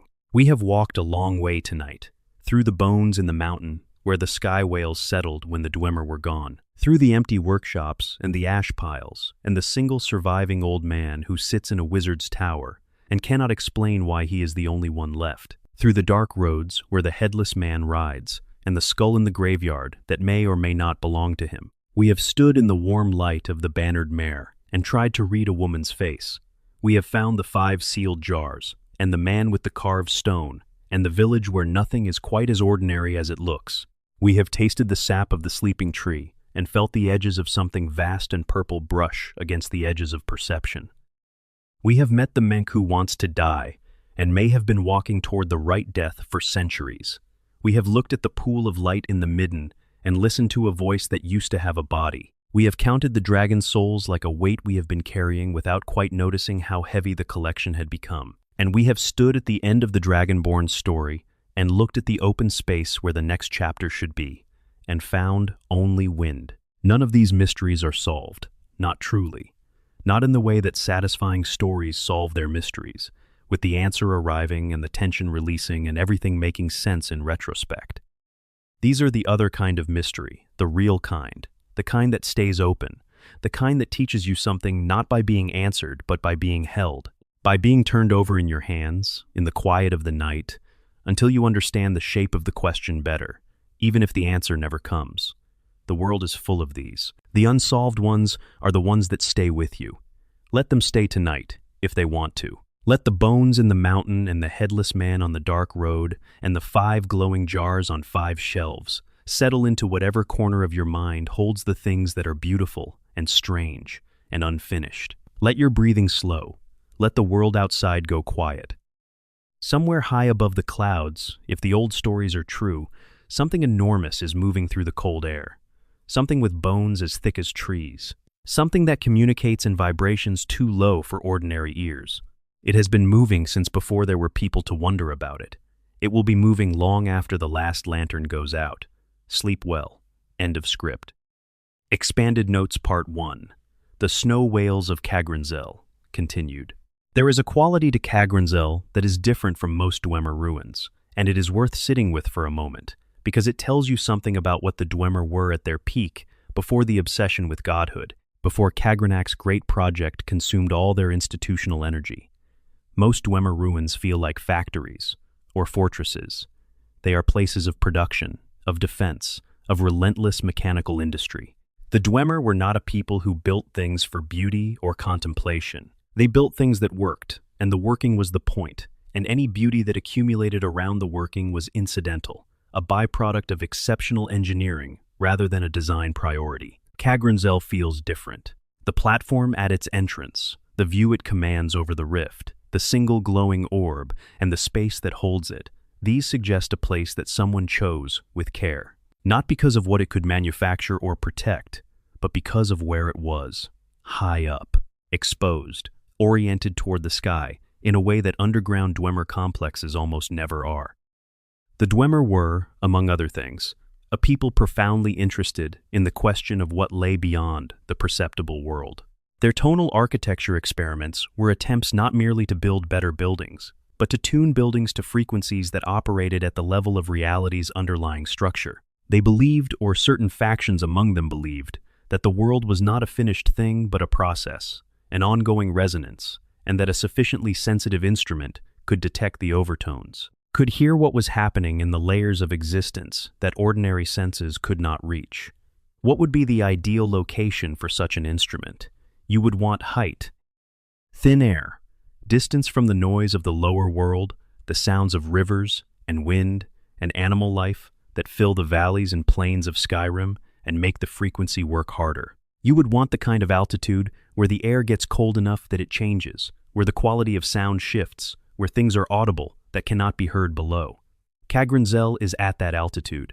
The platform at its summit is, effectively, the highest point in the rifts surrounding mountains that a person can stand on with any degree of stability. Above it, the ridges become too sheer and too narrow. Below it, the noise of the lower world begins. Between the mountain's silence and the sky, something might have passed that a careful instrument could catch. The snow whale theory does not require you to believe that the Dwemer successfully communicated with the creatures, or that the creatures were aware of being observed. It only requires you to believe that the Dwemer identified them, understood that something was up there, something biological and vast, and operating on a sonic frequency that had properties worth studying, and built this station to listen to it. A listening post at the edge of the perceptible world. The bones that you fall past when the trap floor drops you into the lower chamber might not be bones of creatures that the Dwemer killed. They might be bones of creatures that landed here of their own volition, that came down to the mountain in their own version of dying, the way whales beach themselves in our world sometimes, following some internal imperative that outsiders cannot fully understand. The Dwemer found them, studied them, built the chamber around them. The orb at the top, in this reading, is not a trap at all, or it is a trap only in the sense that all compelling things are traps, pulling the curious deeper than they plan to go. It is a tuning fork. When you touch it, you are completing a circuit that the Dwemer built to facilitate descent to move the observer from the listening position at the peak down into the archive below, where the specimen remains hold whatever sonic properties the Dwemer found worth preserving. You land in the cold water. The bones arc above you. The minerals in the rock glow faintly. And if you hold very still, if you stop moving and stop breathing and let the quiet of the deep place settle fully around you, there might be something in the resonance of the cavern walls that suggests, not loudly, but persistently, a sound from very long ago. Something enormous, moving through cold air, something whose ribs you are standing under. The music of it long since stopped, but the chamber was built to hold it. And chambers built well enough hold what they were built to hold for a very long time. Expanded Notes Part 2. The Disappearance of the Dwemer. Continued. What makes the Dwemer's disappearance so philosophically interesting beyond the simple mystery of where they went is the question of what it means for a civilization to disappear completely. Not to be conquered, not to decline, not to be slowly absorbed into other cultures or to fragment into diaspora communities that carry pieces of the original into new contexts. To simply cease to have members. To have one moment of existence and one moment of non-existence, with nothing gradual in between. Most civilizations end badly, but they end over time. There are warning signs. The harvests fail. The armies lose. The trade routes close. The people move to where things are better, or they stay and adapt to reduced circumstances, or they fight among themselves over the diminishing returns. History is full of the bones of cultures, and the bones are always recognizable as a slow process. Something that started dying before it finished dying. The Dwemer have no dying. They have only a before and an after. This means that the Dwemer ruins are not ruins in the normal sense. A ruin implies a process, a thing that was built, was used, was abandoned, deteriorated. The deterioration is evidence of time and of neglect, of a structure that no longer had people who cared about maintaining it. Dwemer ruins have not deteriorated. The mechanisms still run. The steam still flows. The automatons still patrol their assigned corridors with the precision of things that were set to a task and have not received instructions to stop. These are not ruins. They are facilities with absent staffs. Every Dwemer ruin in Skyrim is a building that is still waiting for the Dwemer to come back. The pumps pump because pumps pump until they are told to stop or until they break. The automatons guard because automatons guard until they are decommissioned or destroyed. The forge fires burn because the fuel source is still connected and the ignition mechanism is still functional. None of it has been told that there is no longer anyone to receive its output. Walking through a Dwemer ruin in Skyrim is walking through a place that exists in a state of perpetual readiness. Every light is on. Every door opens to the interior mechanisms working as designed. And nowhere is there any sign that the Dwemer are finished with it, just that they are not currently present. This is, when you sit with it, genuinely eerie in a way that ordinary ruins are not. Ordinary ruins are melancholy. They are evidence of endings. Dwemer ruins are evidence of an interruption, a paused state, a held breath. They are still waiting. Arniel Gain understood this, and it drove him. He was not simply curious about the historical question of what happened to the Dwemer. He was disturbed by the ongoing nature of the interruption. The fact that the machines kept running was, to him, evidence that the Dwemer's situation was not simply death. Death does not leave the lights on. death does not maintain the infrastructure. Whatever happened to the Dwemer, the machines know something about it that we do not, or rather, the machines were not informed of it, which amounts to the same epistemological problem. His experiment was, at its core, a desperate act of verification. He needed to know if the mechanism was repeatable. If someone who touched the right things, in the right sequence, under the right conditions, would also vanish, would also step sideways out of the audible range of reality, as one theory puts it, or would be destroyed, or would be transformed. He needed to understand the mechanism, even at the cost of becoming part of the experiment. He became part of the experiment. His shade, the ghostly impression of his consciousness, sometimes appears afterward to help the Dragonborn. Not fully there, not fully gone. He exists in the liminal state that his experiment produced, the space between presence and absence, which might be the same space the Dwemer exist in, which might be the only space from which you can confirm that the space is real. He is the only person who might know the answer, and he cannot fully return to tell it. The machines keep running, the lights stay on. The pumps in Blackreach push steam through pipes designed by people who have not been physically present for 3,000 years. And somewhere, in the space between the audible frequencies of reality, something might still be listening, something that was once a civilization, now distributed into the walls of the world, waiting for someone to build an instrument sensitive enough to hear it. No one has built that instrument yet. The ruins wait for the staff that will never return, or that will return in a form no one currently living would recognize. Expanded Notes Part 3. The Headless Horseman. Continued. The thing about the Headless Horseman that most players notice first, and most players stop noticing quickly, is how patient he is.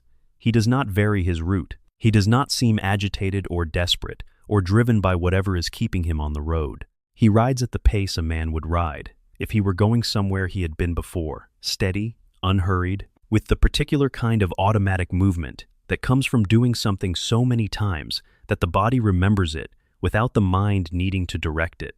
This is the route. This is the speed. The destination is known. The arrival is not urgent. For a ghost, and he is by any reasonable categorization, a ghost, a remnant of someone who died violently and did not come to rest, the absence of urgency is strange. Ghosts in the Elder Scrolls tradition are typically creatures of compulsion, driven by the specific emotional charge of their unfinished business. They haunt the place they died, or the place they loved, or the person who wronged them. They repeat. They cannot stop repeating, because the repeating is the point. The loop is the definition of their existence, the shape that the unresolved thing has taken in the absence of a living body to resolve it. But this ghost is not frantic. He does not reach for you as you pass. He does not notice you as you pace beside him on the road. He simply rides, and his riding has the quality of something that has accepted its situation, not peace, exactly, but a settled resignation. He has been riding this road for so long that the riding has become its own kind of stillness. The path from the city to the burial site on foot would take a living person, maybe 20 minutes. For the horseman, covering the same ground every night for decades or centuries, the distance is no longer a measurement. It is simply the shape of the night. What is interesting about Hamvir's Rest, the graveyard where he stops, where the skull is buried, is who else is buried there. If you search the graves, you find several Nordic burial mounds, none of them named, none of them with readable inscriptions. These are old graves. Nordic burial mounds in Skyrim are used for people of some significance, warriors and thanes, and people whose deeds merited formal commemoration rather than simple interment. The graveyard is not large, but it is not a common cemetery either. It is the kind of place where specific people were put, deliberately, after their deaths. If the Headless Horseman is Ragnar the Red, then Ragnar was buried at Hamvir's Rest after his death at Matilda's hands. The burial itself would have been arranged by someone, his companions, perhaps, or the community that knew him, or the woman who killed him, if she was moved by something after the fact to give him a proper burial, despite her contempt for him. Nordic culture takes the burial of warriors seriously. The funeral rites matter. The location matters. Being buried correctly is how you start the journey toward Sovngarde on the right footing. But being buried without your head is a problem. The soul in Norse and Nord tradition is not cleanly separable from the body in the way some other traditions imagine. The body matters. The manner of death matters. A warrior who dies decapitated occupies a complicated spiritual position. The body's integrity has been violated in a specific way that may or may not prevent the normal processes of transition from occurring. The soul stays in the vicinity because it does not know how to leave. It has no clear direction. The road that should lead to Sovngarde is blocked by the specific wrongness of the situation, so the horseman rides. He rides the road that leads to wherever he was going when he died. He stops at the graveyard where his body is, because the body is the anchor, the thing that connects the soul to this specific piece of the world. And he stays until dawn, because dawn is when the dead are supposed to have completed their journeys, and he has not completed his. And every morning when the light comes, he disappears back into wherever he waits during the day, neither fully present nor fully gone. The skull in the graveyard is there. The helmet is there. If someone were to reunite the skull with the body properly to complete the burial, to make the grave whole, would the horseman be released? Would the road he rides every night finally end at the destination? Would something in the formulation of his existence resolve, the way a chord resolves when the missing note is finally played? The game does not give you this option. There is no quest. You cannot pick up the skull and complete the burial. You can only observe and wonder, and perhaps understand that in Skyrim, as in life, some things remain unfinished, not because no one cared enough to finish them, but because the mechanism for finishing them was never quite within reach. The light comes, the horseman fades, the skull is still there in the morning. Expanded Notes, Part 4, Saadia, or Kematu, continued. The structure of the In My Time of Need quest is, among the hundreds of quests in Skyrim, one of the most deliberately uncomfortable. Most quests present moral complexity in ways that are ultimately resolvable. There is usually a reading of the situation that, if you think about it carefully enough, points toward the right answer. Bethesda's designers tend to favor moral ambiguity that is navigable with sufficient investigation. This quest is one of the rare exceptions where the investigation is genuinely insufficient. Not because the designers were being lazy or unclear, but because they were being precise about a specific kind of situation. The kind where you have to make a consequential decision about a person's life based on incomplete information and the testimony of people who both have reasons to lie. This is, in fact, how most real decisions of this kind are made. Institutions tasked with determining truth between competing testimonies, courts, mediators, arbitration bodies have developed elaborate procedural frameworks, precisely because two sincere-seeming people can give completely incompatible accounts of the same events, and both be telling the truth as they understand.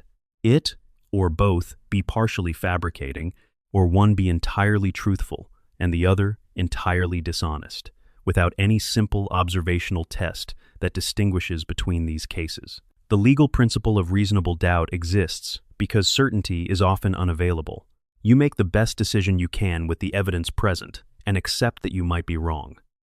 The player is placed in this position without warning. The quest begins as a simple helping someone in need scenario and reveals its complexity only when you find Kematu and discover that the person you helped has a completely different story according to other people who are looking for her. What is notable about the mechanics of the quest is that neither resolution is presented as clearly correct by the game's reward structure. Both paths reward you financially. Neither triggers a negative consequence that clearly signals you made the wrong choice. The Civil War does not weigh in. The companions do not comment. The college does not care. Skyrim's institutions are entirely silent about what you did, which is perhaps the most realistic element of the whole situation. Most of the things that matter about a single person's fate pass through the world without the world, particularly noticing. The Alik'r warriors' presence outside cities is interesting on its own. You first encounter them being turned away from Whiterun's gates. The guards will not let armed Redguard mercenaries into the city, which is a reasonable security precaution. The warriors are operating in a foreign hold, without official standing, without diplomatic authorization, without any recognized legal status. If Kematu's story is true, if they are agents of Hammerfell's government, authorized to retrieve a criminal for trial, they are exercising that authority to her in a jurisdiction that does not recognize it. Even if their claim is legitimate, they cannot enforce it. They are operating entirely outside the formal structures of law, which means that, however this resolves, it resolves through you. Not through the courts, not through Skyrim's jarls, not through some international body that mediates between Hammerfell and the Empire. Through a single person making a single judgment in the back of a tavern or in a cave outside the city. This is the thing that the quest is actually about, stripped of its specific lore content. It is about the loneliness of being the person who has to decide, when the official structures have either abdicated or have no jurisdiction, when both sides have made their case as compellingly as they can, when the consequences of being wrong are irreversible. You give Saadia to Kamatu, or you kill Kamatu. There is no third door. The burial urn in the Hall of the Dead will still be there afterward, labeled with her real name, whether she was taken to Hammerfell to face justice, or whether she is alive and free in Whiterun. A family in Taneth believes their daughter is dead, or declared her dead, or needed her to be dead. The urn says, Iman. The woman in the bannered mare says, Saadia. Both of those things are true, and neither of them tells you who she is. Expanded Notes, Part 5. The 5 Bug Jars, continued. There is a particular kind of loss that happens when a story is cut from a piece of creative work before that work is finished. The story does not simply disappear. It leaves marks traces of its former presence in the material around it, evidence in the things that remained that something else was once there and was removed. Archaeologists call this kind of evidence a ghost structure. When a building is demolished and a new building is built on its foundation, the shape of the old building can sometimes be read in the new one, in the placement of walls, in the distribution of weight, in the subtle irregularities that tell you this was not designed from scratch, but was adapted from something that came before. The bug jars are ghost structures. They are the 5 remaining traces of a story that was once larger, once functional, once connected to a player experience that had a beginning and middle and end.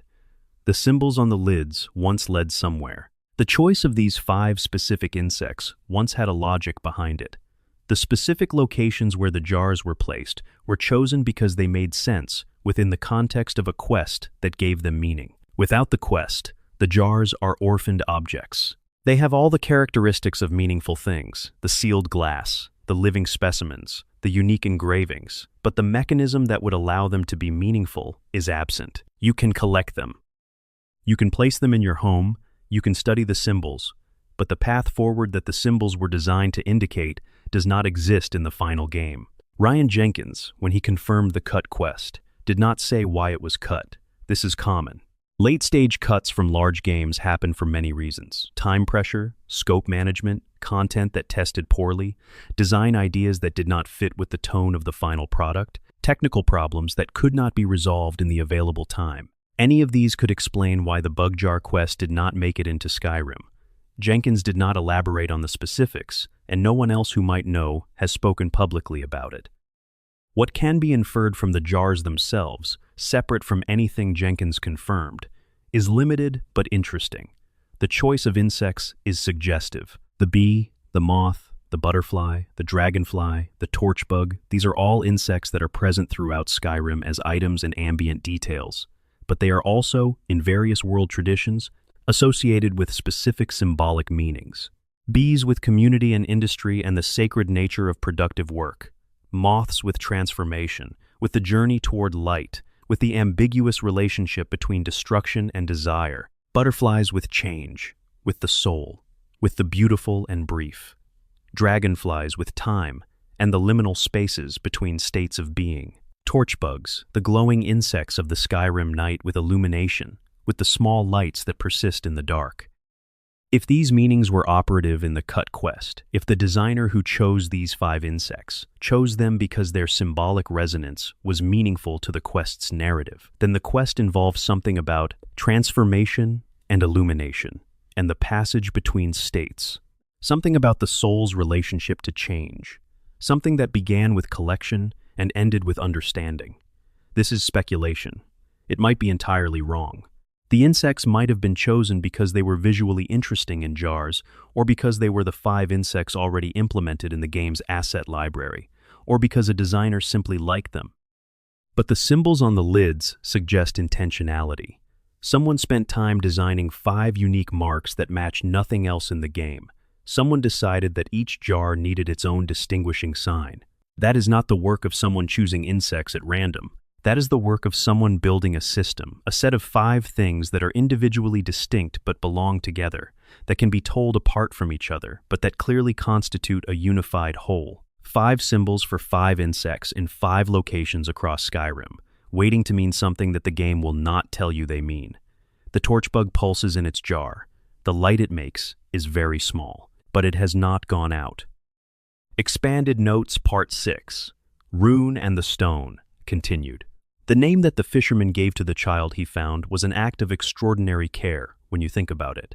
He could have given him a common name, a family name, something that fit the child into the existing social fabric of the area around Solitude. Instead, he named him for the object, for the only thing the child had that might eventually explain who he was. He named him Rune, so that the question of his origin would be built into his identity, so that he would carry the mystery in his name every day, and never be allowed to forget that the mystery was the most important thing about him, the thing most worth solving. This is either a wise decision or a cruel one, depending on how you feel about unresolved questions. A name is a constant reminder. Every time someone called Rune by his name, they were saying, "You have a stone with symbols you cannot read, and you do not know where you came from, and this is who you are." Not a settled identity, but an open inquiry. Not a destination, but a departure point. By the time you meet him, Rune has made something workable of this. He is functional, competent, well-liked among his guild.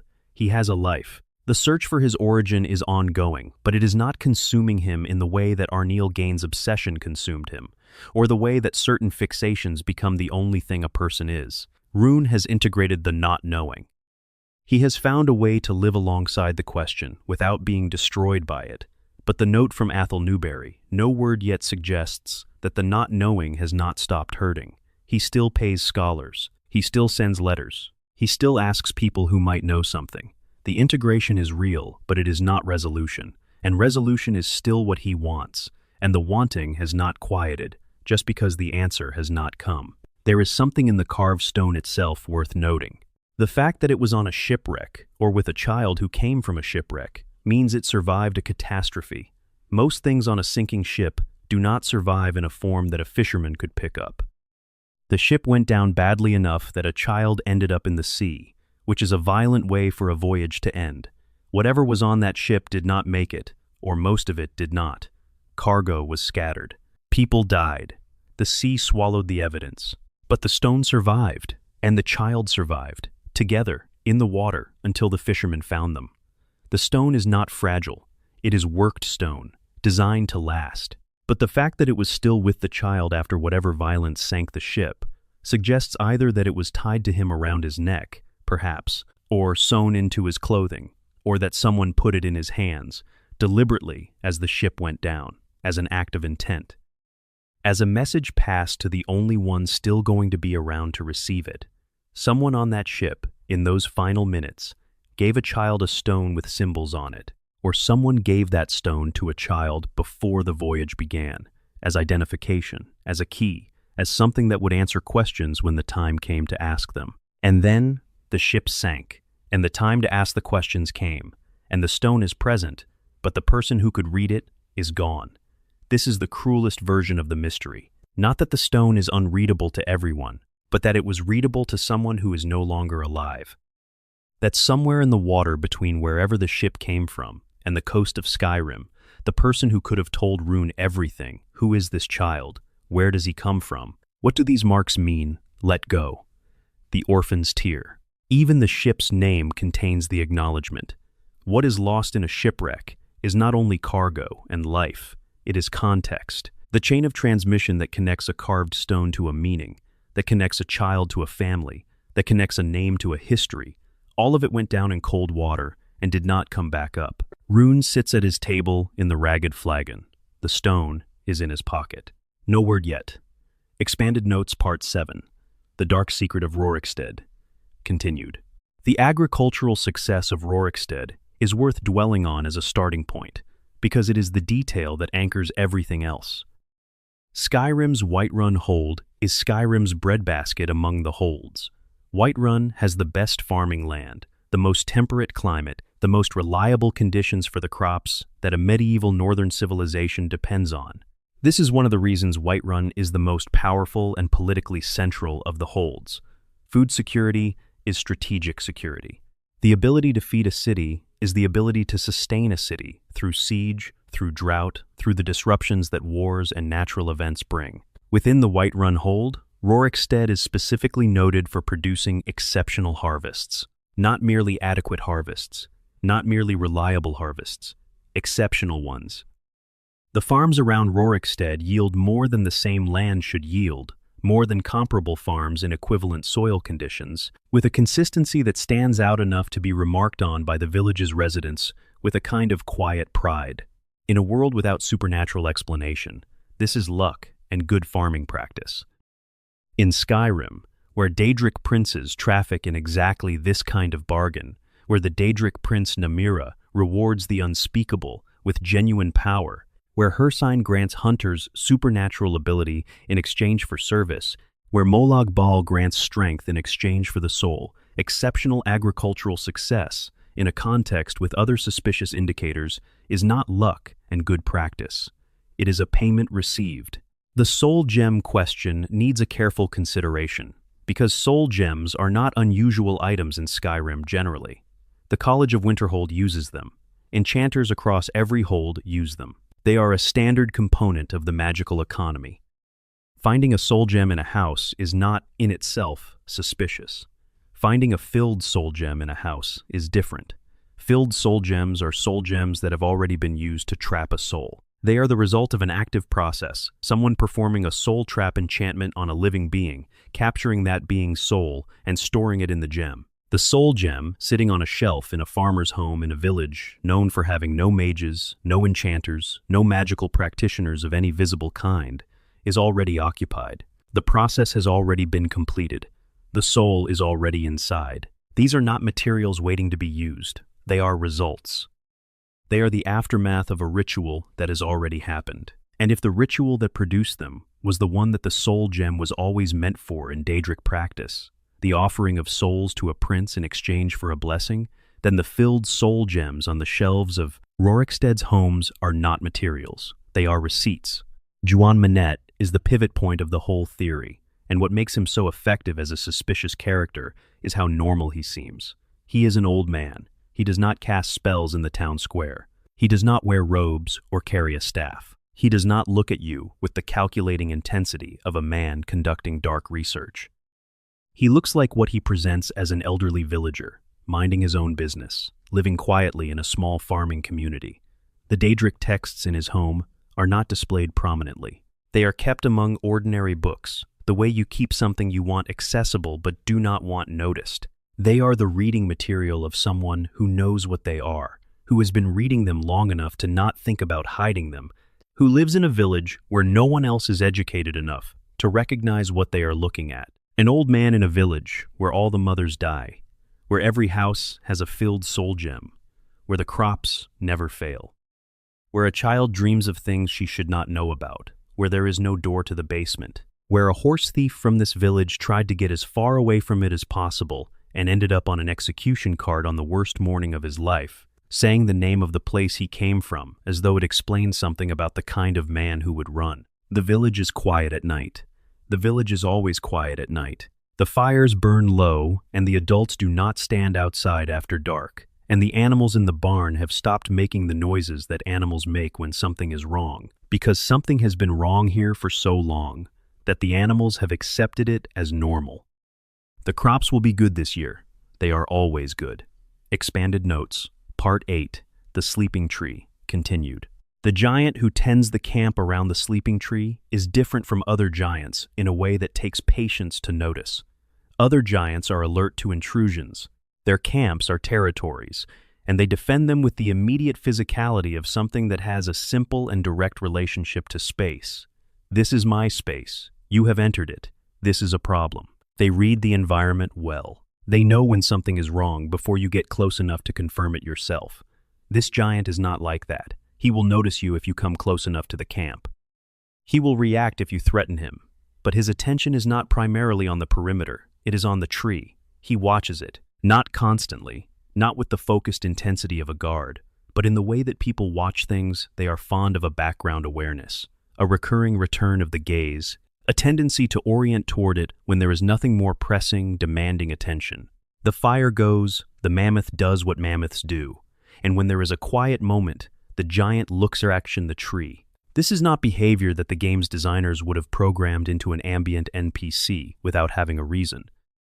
Giant behavior in general is coded with a certain care. They have their own art, their own paintings on stones and rocks around their camps, their own complex relationship to astronomy that suggests a culture with genuine intellectual content. A giant who attends to a particular tree, in a way that other giants do not attend to ordinary trees, is a detail with intent behind it. The most compelling interpretation of the sleeping tree's nature, the umbral fragment theory, makes the giant's attention especially interesting. The Hist, in Elder Scrolls lore, are capable of communication across species boundaries. The Argonians receive their guidance and their biological connection to the world through the Hist. But the Hist's communication is not limited to the verbal. It operates through a form of biological resonance, a chemical and psychic channel that reaches into the consciousness of those in its vicinity. If the sleeping tree is a fragment of the Hist's network, or of something connected to the Hist, then proximity to it would produce effects. Not dramatic effects, necessarily not the visions and voices of direct Hist communication, but a subtle orientation, a pull toward the tree, a background awareness of its presence that shapes behavior without the person being aware of the shaping. The giant has been living next to the sleeping tree for a long time. What has proximity done to him over that time? What does he know, or feel, or sense, that he has no way of articulating? His cognitive framework does not include the concepts necessary to process what the tree might be communicating. But the communication may be happening anyway, registering not as thoughts or words, but as a profound sense of rightness about this location, this camp, this tree. He does not leave. Giants are semi-nomadic. They move their herds across territories, following seasonal patterns, not staying in any one place long enough to deplete the grazing. But this giant stays. His mammoth grazes the same area season after season. He tends his fire in the shadow of the tree and does not move on. The Hist remembers everything. Its network holds the memories of the world going back before recorded history. A fragment of that network, growing in alien soil in a giant's camp in the Whiterun Plains, might be dreaming, might be moving very slowly through the accumulated memory of what it was, processing it at the rate that trees process things, geological patience, deep time, the unhurried review of everything that ever happened. The purple light at its base pulses like a heartbeat that is too slow to be any living thing's heartbeat, but too regular to be anything else. And the giant watches and tends his fire and does not leave. Whatever the tree is telling him, it has been telling him for long enough that he has decided this is home now. Expanded Notes Part 9, The Ebony Warrior, continued. The nature of the Ebony Warrior's request raises a question that the Elder Scrolls universe does not often ask directly. Can a warrior choose the terms of their own death? And if they can, does the person who provides that death bear responsibility for it? In Skyrim's Nordic culture, and in the real-world Norse traditions that inform it, the question has a specific answer. And the answer is, yes, this is possible, and no, this is not murder. The concept of a straw death, dying in bed, of illness or old age, without weapons, without dignity, is understood in the Nordic tradition as the worst possible outcome. The ideal death is Sovngarde's entrance requirement, a warrior's death, with honor, surrounded by enemies who were worth fighting. Death in bed, however peaceful, was considered a failure of the highest order. Odin in Norse myth hanged himself for wisdom, wounded himself for wisdom, invited death toward himself in search of knowledge. The boundary between dying and choosing to die in a particular way is not where it is in many other traditions. The Ebony Warrior is not, under this reading, asking you to commit an act of violence against him. He is asking you to participate in a ceremony, a conclusion ritual. He has chosen the manner of his death the way a warrior chooses a weapon or a strategy deliberately, having thought about it, having decided this is the best available option for what he needs to accomplish. What he needs to accomplish is Sovngarde. The Hall of Valor is not given to everyone. It is given to those who died with honor. The definition of dying with honor in Nordic theology requires dying in combat against a worthy opponent, An opponent unworthy of you cannot honor you by killing you. An opponent who defeats you fairly, in a real fight, with real stakes, that is the ceremony. That is what he is arranging. And the Dragonborn, at the level when the Ebony Warrior appears, is unambiguously a worthy opponent. They have defeated Alduin. They have taken on gods, and ancient dragons, and demon princes. They are, by any reasonable measure, among the most formidable individuals who have ever existed in the history of Tamriel. Being defeated by the Dragonborn is not a small thing. It is the best possible version of the death he is seeking.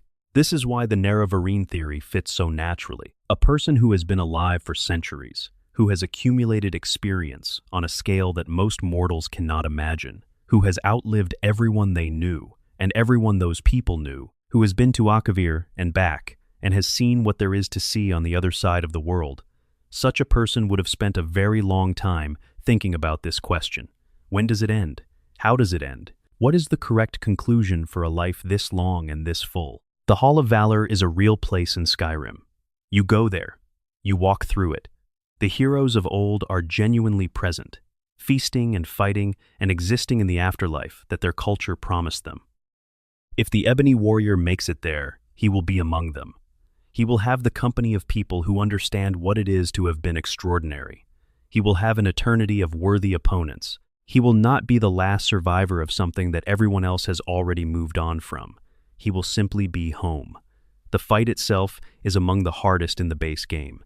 He uses every tool available to him: shouts, enchanted equipment, tactical intelligence, the particular aggression of someone who is fighting not to win, but to make the ending worthy of the journey that led to it. He wants you to have to work for it. A victory that came easily would not be the victory he is looking for. When he falls, he is satisfied. That is the word for it. Not peaceful, not relieved, not resigned. Satisfied. The way a craftsman looks at a finished piece that came out the way it was supposed to come out.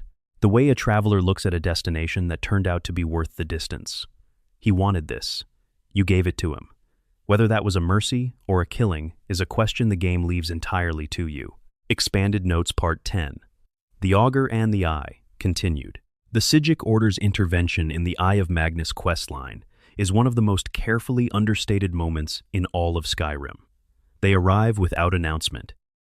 They are simply there, Quaranir, the monk who contacts the Dragonborn, appearing out of a frozen moment in time in the middle of the college's courtyard, moving through stopped seconds with the casual ease of someone for whom time is a room they can step in and out of, rather than a current that carries everyone forward. The Psijics do not explain themselves. They do not give context for why they are involved, why they chose this moment, why they chose the Dragonborn as their contact, rather than Mirabelle or Savos Aran or any other senior mage at the college. They convey what is necessary and they leave. Their communication style is the communication style of people who have access to so much information that the idea of explaining everything is absurd. They tell you what you need to know for the next step, and nothing else. This is either arrogance or efficiency, and the line between those two things, at the Psijic's level of knowledge and capability, may not exist in any meaningful form. What is notable about them in the context of the Eye of Magnus specifically is their willingness to make it disappear. They take it, not to study it, or not only to study it, to remove it from general accessibility, to put it somewhere that the college's students cannot find it, that the Thalmor cannot reach it, that no ambitious mage conducting research in a Sarthal excavation will accidentally reactivate it during a fieldwork exercise. This decision reflects an understanding about the Eye that the college, for all its learning, does not have. The college treats the Eye as an extraordinary artifact, dangerous, yes, powerful, certainly, but fundamentally a thing that can be understood with sufficient study. The Psijics treat it as a thing that should not be in the world at all. Their response to its discovery is not to research it more carefully or to establish better safety protocols around it. Their response is to make it go away. The distinction between these two positions is not merely philosophical. It reflects entirely different models of what knowledge is for. The college's model, which is also, broadly, the model of most of the Elder Scrolls magical institutions, is that knowledge is the highest good, that understanding is always preferable to ignorance, that the appropriate response to dangerous things is to understand them better, so that the danger can be managed. The The Sigic's model is older and less optimistic. There are things whose danger is not a function of how well they are understood, but of their mere presence in the world. Understanding them better does not reduce the risk. It may increase it by giving more people the tools to interact with something that should have no interactions. The Eye of Magnus, under this model, is one of those things. Its properties exceed the categories that current magical understanding can contain.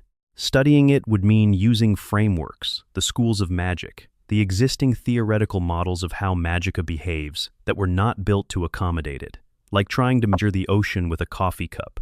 The measurement tool is not wrong, exactly. It is simply operating at the wrong scale, and it will not tell you anything useful about what it is attempting to measure. The Augur of Dunlane understood this. He is, in a strange way, proof of it. Proof that the application of magical frameworks to things beyond their intended scope produces results that those frameworks cannot contain. He reached beyond what he could hold. The result was not failure in the conventional sense. He did not simply fail and die. He became something that the existing categories do not account for. A consciousness without a body, made of the same substance as the world's magical architecture, aware and communicative and genuinely capable, but no longer describable as a person in the way that word is normally used. He is a new category. The college keeps him in the midden because there is nowhere else for him to go, and because what he knows is useful, and because he poses no danger to anyone who is not careless with large amounts of magical energy. But he also exists as a standing argument for the Psychic position, that when you push certain kinds of investigation past certain kinds of boundaries, what comes back is not an answer. It is a transformation that produces something that can no longer fully explain itself in terms that the original question was capable of accepting. The eye is gone now, safe, somewhere. The snow still falls on the college at Winterhold. The augur still glows in the midden, answering questions with the serenity of something that has accepted what it is and settled into the long work of being useful. He is very still down there. The ice above the midden groans with its own cold weight. Expanded Notes Part 11. The Dragon Souls. Continued. There is a moment in the Thuum, a very specific moment, that experienced players recognize when a shout becomes effortless. In the beginning, the shouts feel external, something you do, something you summon and direct and point at a target. You open your mouth, and the word comes out, and the word does the thing that words do in the world of the dragons, and then it is done, and you feel the slight cool down, the brief pause, before the power is available again. But after enough dragon souls, after enough practice, something changes in the quality of that experience. The shout stops feeling like something you are reaching for. It starts feeling like something that was always already there, waiting for you to stop separating yourself from it. The distinction between the speaker and the language starts to dissolve. You are not someone who uses the Thuum. You are someone for whom the Thuum is a native tongue. It does not come from outside anymore. It comes from the same place your thoughts come from. This is what Parthenax is warning you about, in his careful and oblique way. Dragons do not use the Thuum. They do not speak the dragon language the way a human speaks a language they learned. For a dragon, there is no gap between the word and the self. The word is the self. When Odaviang speaks his name, he is not describing himself. He is being himself, and the being of himself produces sound, and the sound is the word. This is why dragon names have power. The name of a dragon is not a label attached to an entity from outside. It is the entity's nature, expressed in the fundamental language of reality. When the dragonborn absorbs dragon souls, they absorb this quality, gradually, incompletely, because they are not fully dragon, and the translation between human and dragon nature is imperfect in ways that work to the dragonborn's advantage. They keep the flexibility of human consciousness, the social complexity, the ability to hold contradictions, the capacity for doubt, but they also start accumulating the thing that makes dragons what they are, the tendency to experience themselves not as users of language, but as speakers of reality. This is transformative in ways that are not immediately obvious. Reality speaking, for a dragon, is not a decision. It is not something they choose to do or not do in a given moment. It is constant. Every moment of a dragon's existence is an assertion of their nature onto the world. Alduin's nature is destruction, and his mere presence in the world is a continuous act of the kind of destruction that he represents. Not dramatic, always, but constant. An ambient pressure toward entropy, and ending that surrounds him, the way a smell surrounds its source. A dragonborn who has absorbed enough souls begins to develop this quality. Not the specific content of the dragon's natures, not destruction or frost or fire or whatever particular truth each dragon represents, but the structural quality, the inability to be neutral, the tendency to have an ambient effect on the world simply by being present in it. This is what Miraak became at the extreme end of the trajectory. His presence in Solstheim during the Dragonborn DLC is experienced by everyone on the island as compulsion. People build his shrine without meaning to. They walk toward the Earthstone, and they cannot fully explain why, and they cannot fully stop. He is not commanding them in the way a leader commands followers. He is asserting his nature onto reality, and reality is adjusting, and people are adjusting with it. He is doing this from Apocrypha. His physical presence on the island is minimal, just the influence, reaching across the boundary. The influence alone is enough. The Dragonborn defeats him, absorbs his soul, the soul of the first Dragonborn, the soul of someone who has been accumulating dragon souls for thousands of years, the most concentrated bundle of draconic essence that any single being has ever carried. And then, the Dragonborn goes back to Skyrim. With all of that inside them, what does Arngir see when he looks at the Dragonborn after all of this? What does Paarthurnax sense at the top of the throat of the world in those long meditative hours when he is attending to the question of his own draconic nature? Does the Dragonborn's presence feel different to him after Miraak? Does the ambient quality of a human being who has absorbed what the Dragonborn has absorbed begin to resemble, in some way, the ambient quality of a very old and very powerful dragon? The Greybeards meditate. They maintain the practice. They do it every day, for the same reason you exercise every day, to maintain a capacity that otherwise declines, because the capacity to choose stillness, in the face of overwhelming pressure toward assertion, requires cultivation. They have been trying to tell the Dragonborn this from the beginning. The Thuum is a gift. Gifts have conditions. The condition of this one is that the more you use it, the more it uses you, and the only thing that maintains the balance is the discipline that Jurgen Windcaller discovered. After losing a battle he should have won, and spending years in the cold asking himself why. The answer was not a technique, it was a philosophy. And philosophies, unlike techniques, cannot be learned quickly. They have to be lived. Expanded Notes, Part 12. The Fate of the Dragonborn, continued. There is a particular quality to Hermaeus Mora that distinguishes him from other Daedric princes, and understanding it is important to understanding why the Dragonborn's fate is so deeply uncertain. Other princes are overt. Molag Bal is domination and corruption. You know exactly what he wants from you, and exactly what the cost of giving it to him is. Mehruna's Dagon is destruction and change, and the catastrophes he causes are catastrophes, visibly and immediately. Namira, Hersine, Clavicus Vile, they offer bargains that are comprehensible as bargains, with terms you can evaluate before accepting. Hermaeus Mora's domain is knowledge and fate, and the problem with knowledge and fate as domains is that they are coextensive with everything. There is no aspect of existence that does not involve knowledge, the knowledge of what is happening, what has happened, what will happen. There is no event in the world that is not, from Mora's perspective, information to be collected and stored and cross-referenced with everything else. This means that Mora is never absent. Every observation you make, he has already made.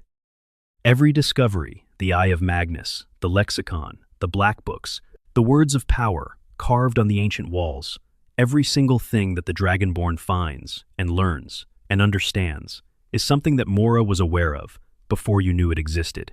He did not wait for you to find the black books. He was waiting for the person who would find the black books in a specific way, at a specific time, for the purpose that he required.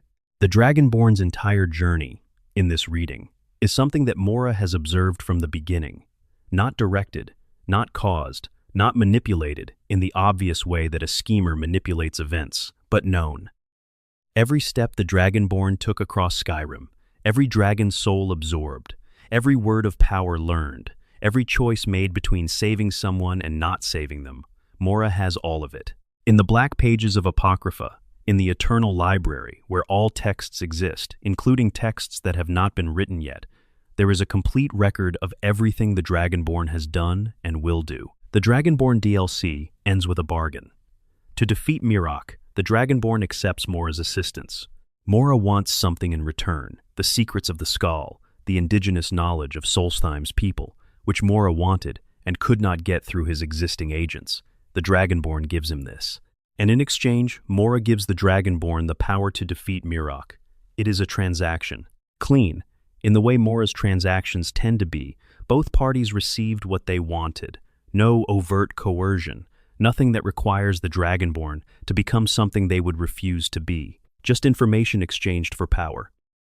But Mora does not make transactions with people he plans to lose interest in. He is not a gift giver who completes a one-time exchange and moves on. He is a collector. And once a collector has identified something as worth collecting, they do not simply put it down again when the immediate occasion is past. The Dragonborn has done something remarkable. They have learned more words of power than any mortal in the current era. They have absorbed more dragon souls than anyone outside of Mirok, and they have Mirok's soul too. They have navigated Apocrypha and returned, which Mirok, for all his centuries of power, could never do. They have accessed the Black Books and come back with their mind intact, which is not something that most people who touch those books can say. From Mora's perspective, this is extraordinary. This is a collection piece of the highest order. This is someone who has demonstrated the capacity to acquire and survive the acquisition of knowledge that destroys lesser minds. And Mora would very much like to have access to whatever comes next, whatever the Dragonborn learns and becomes and discovers in the years after the crisis ends. The Black Books remain accessible. This is the mechanism. The Dragonborn can return to Apocrypha at any time. The door is always open.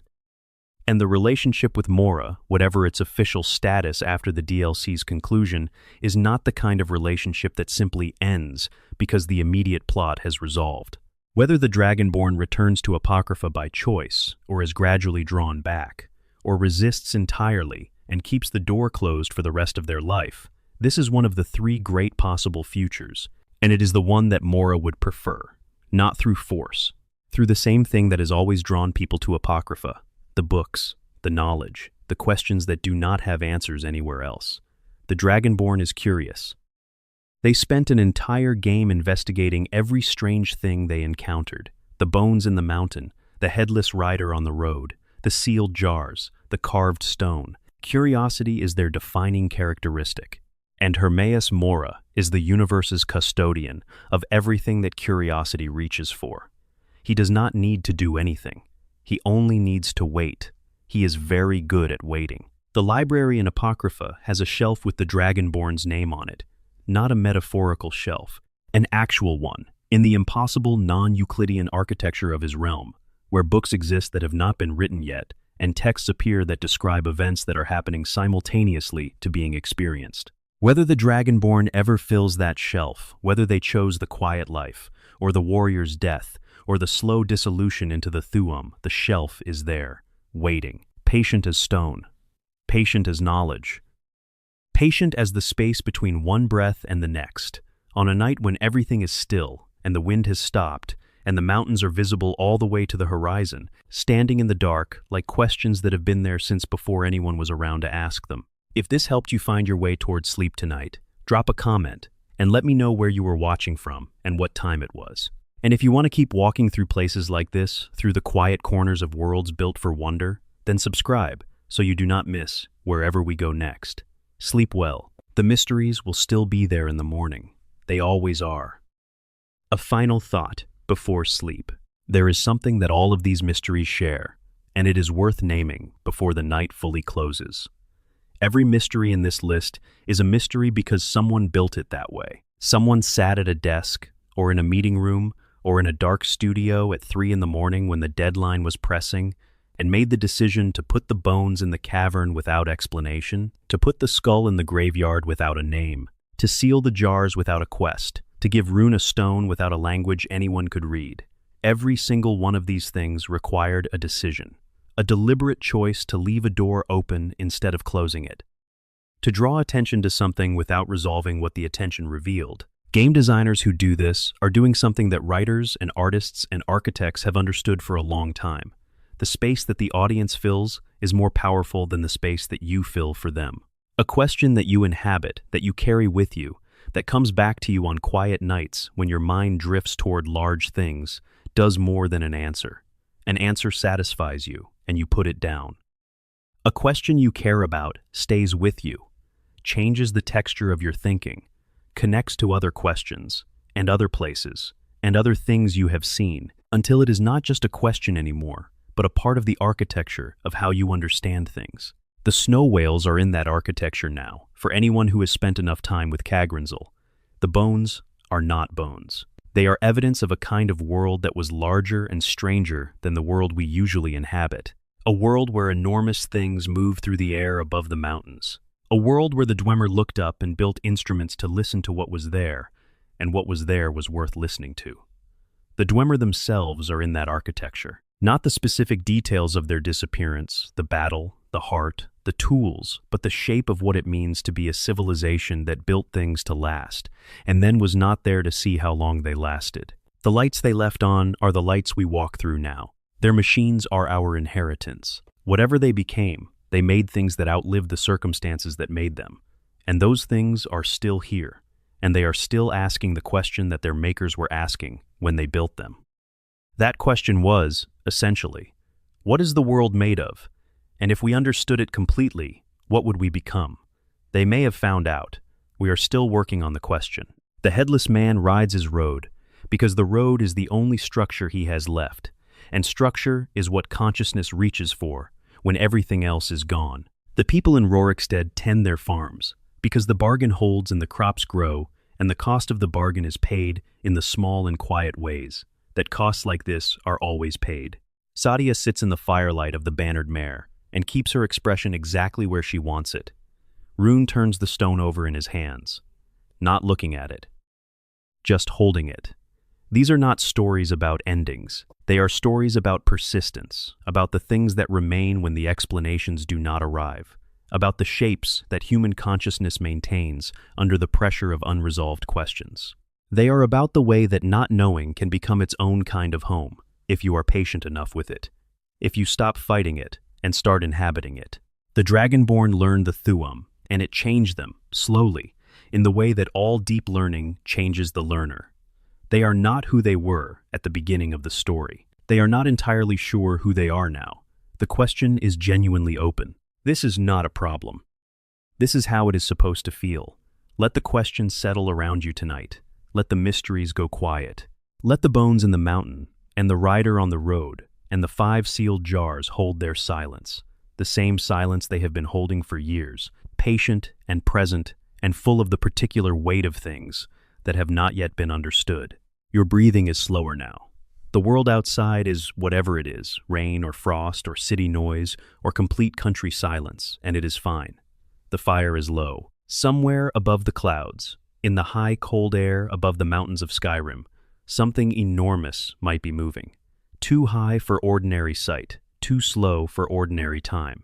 Moving through the world, the way the world's oldest things move, without hurry, without purpose, that maps onto any human purpose, simply continuing, simply being, simply passing from one part of the sky to another while the world below goes about its small and various business.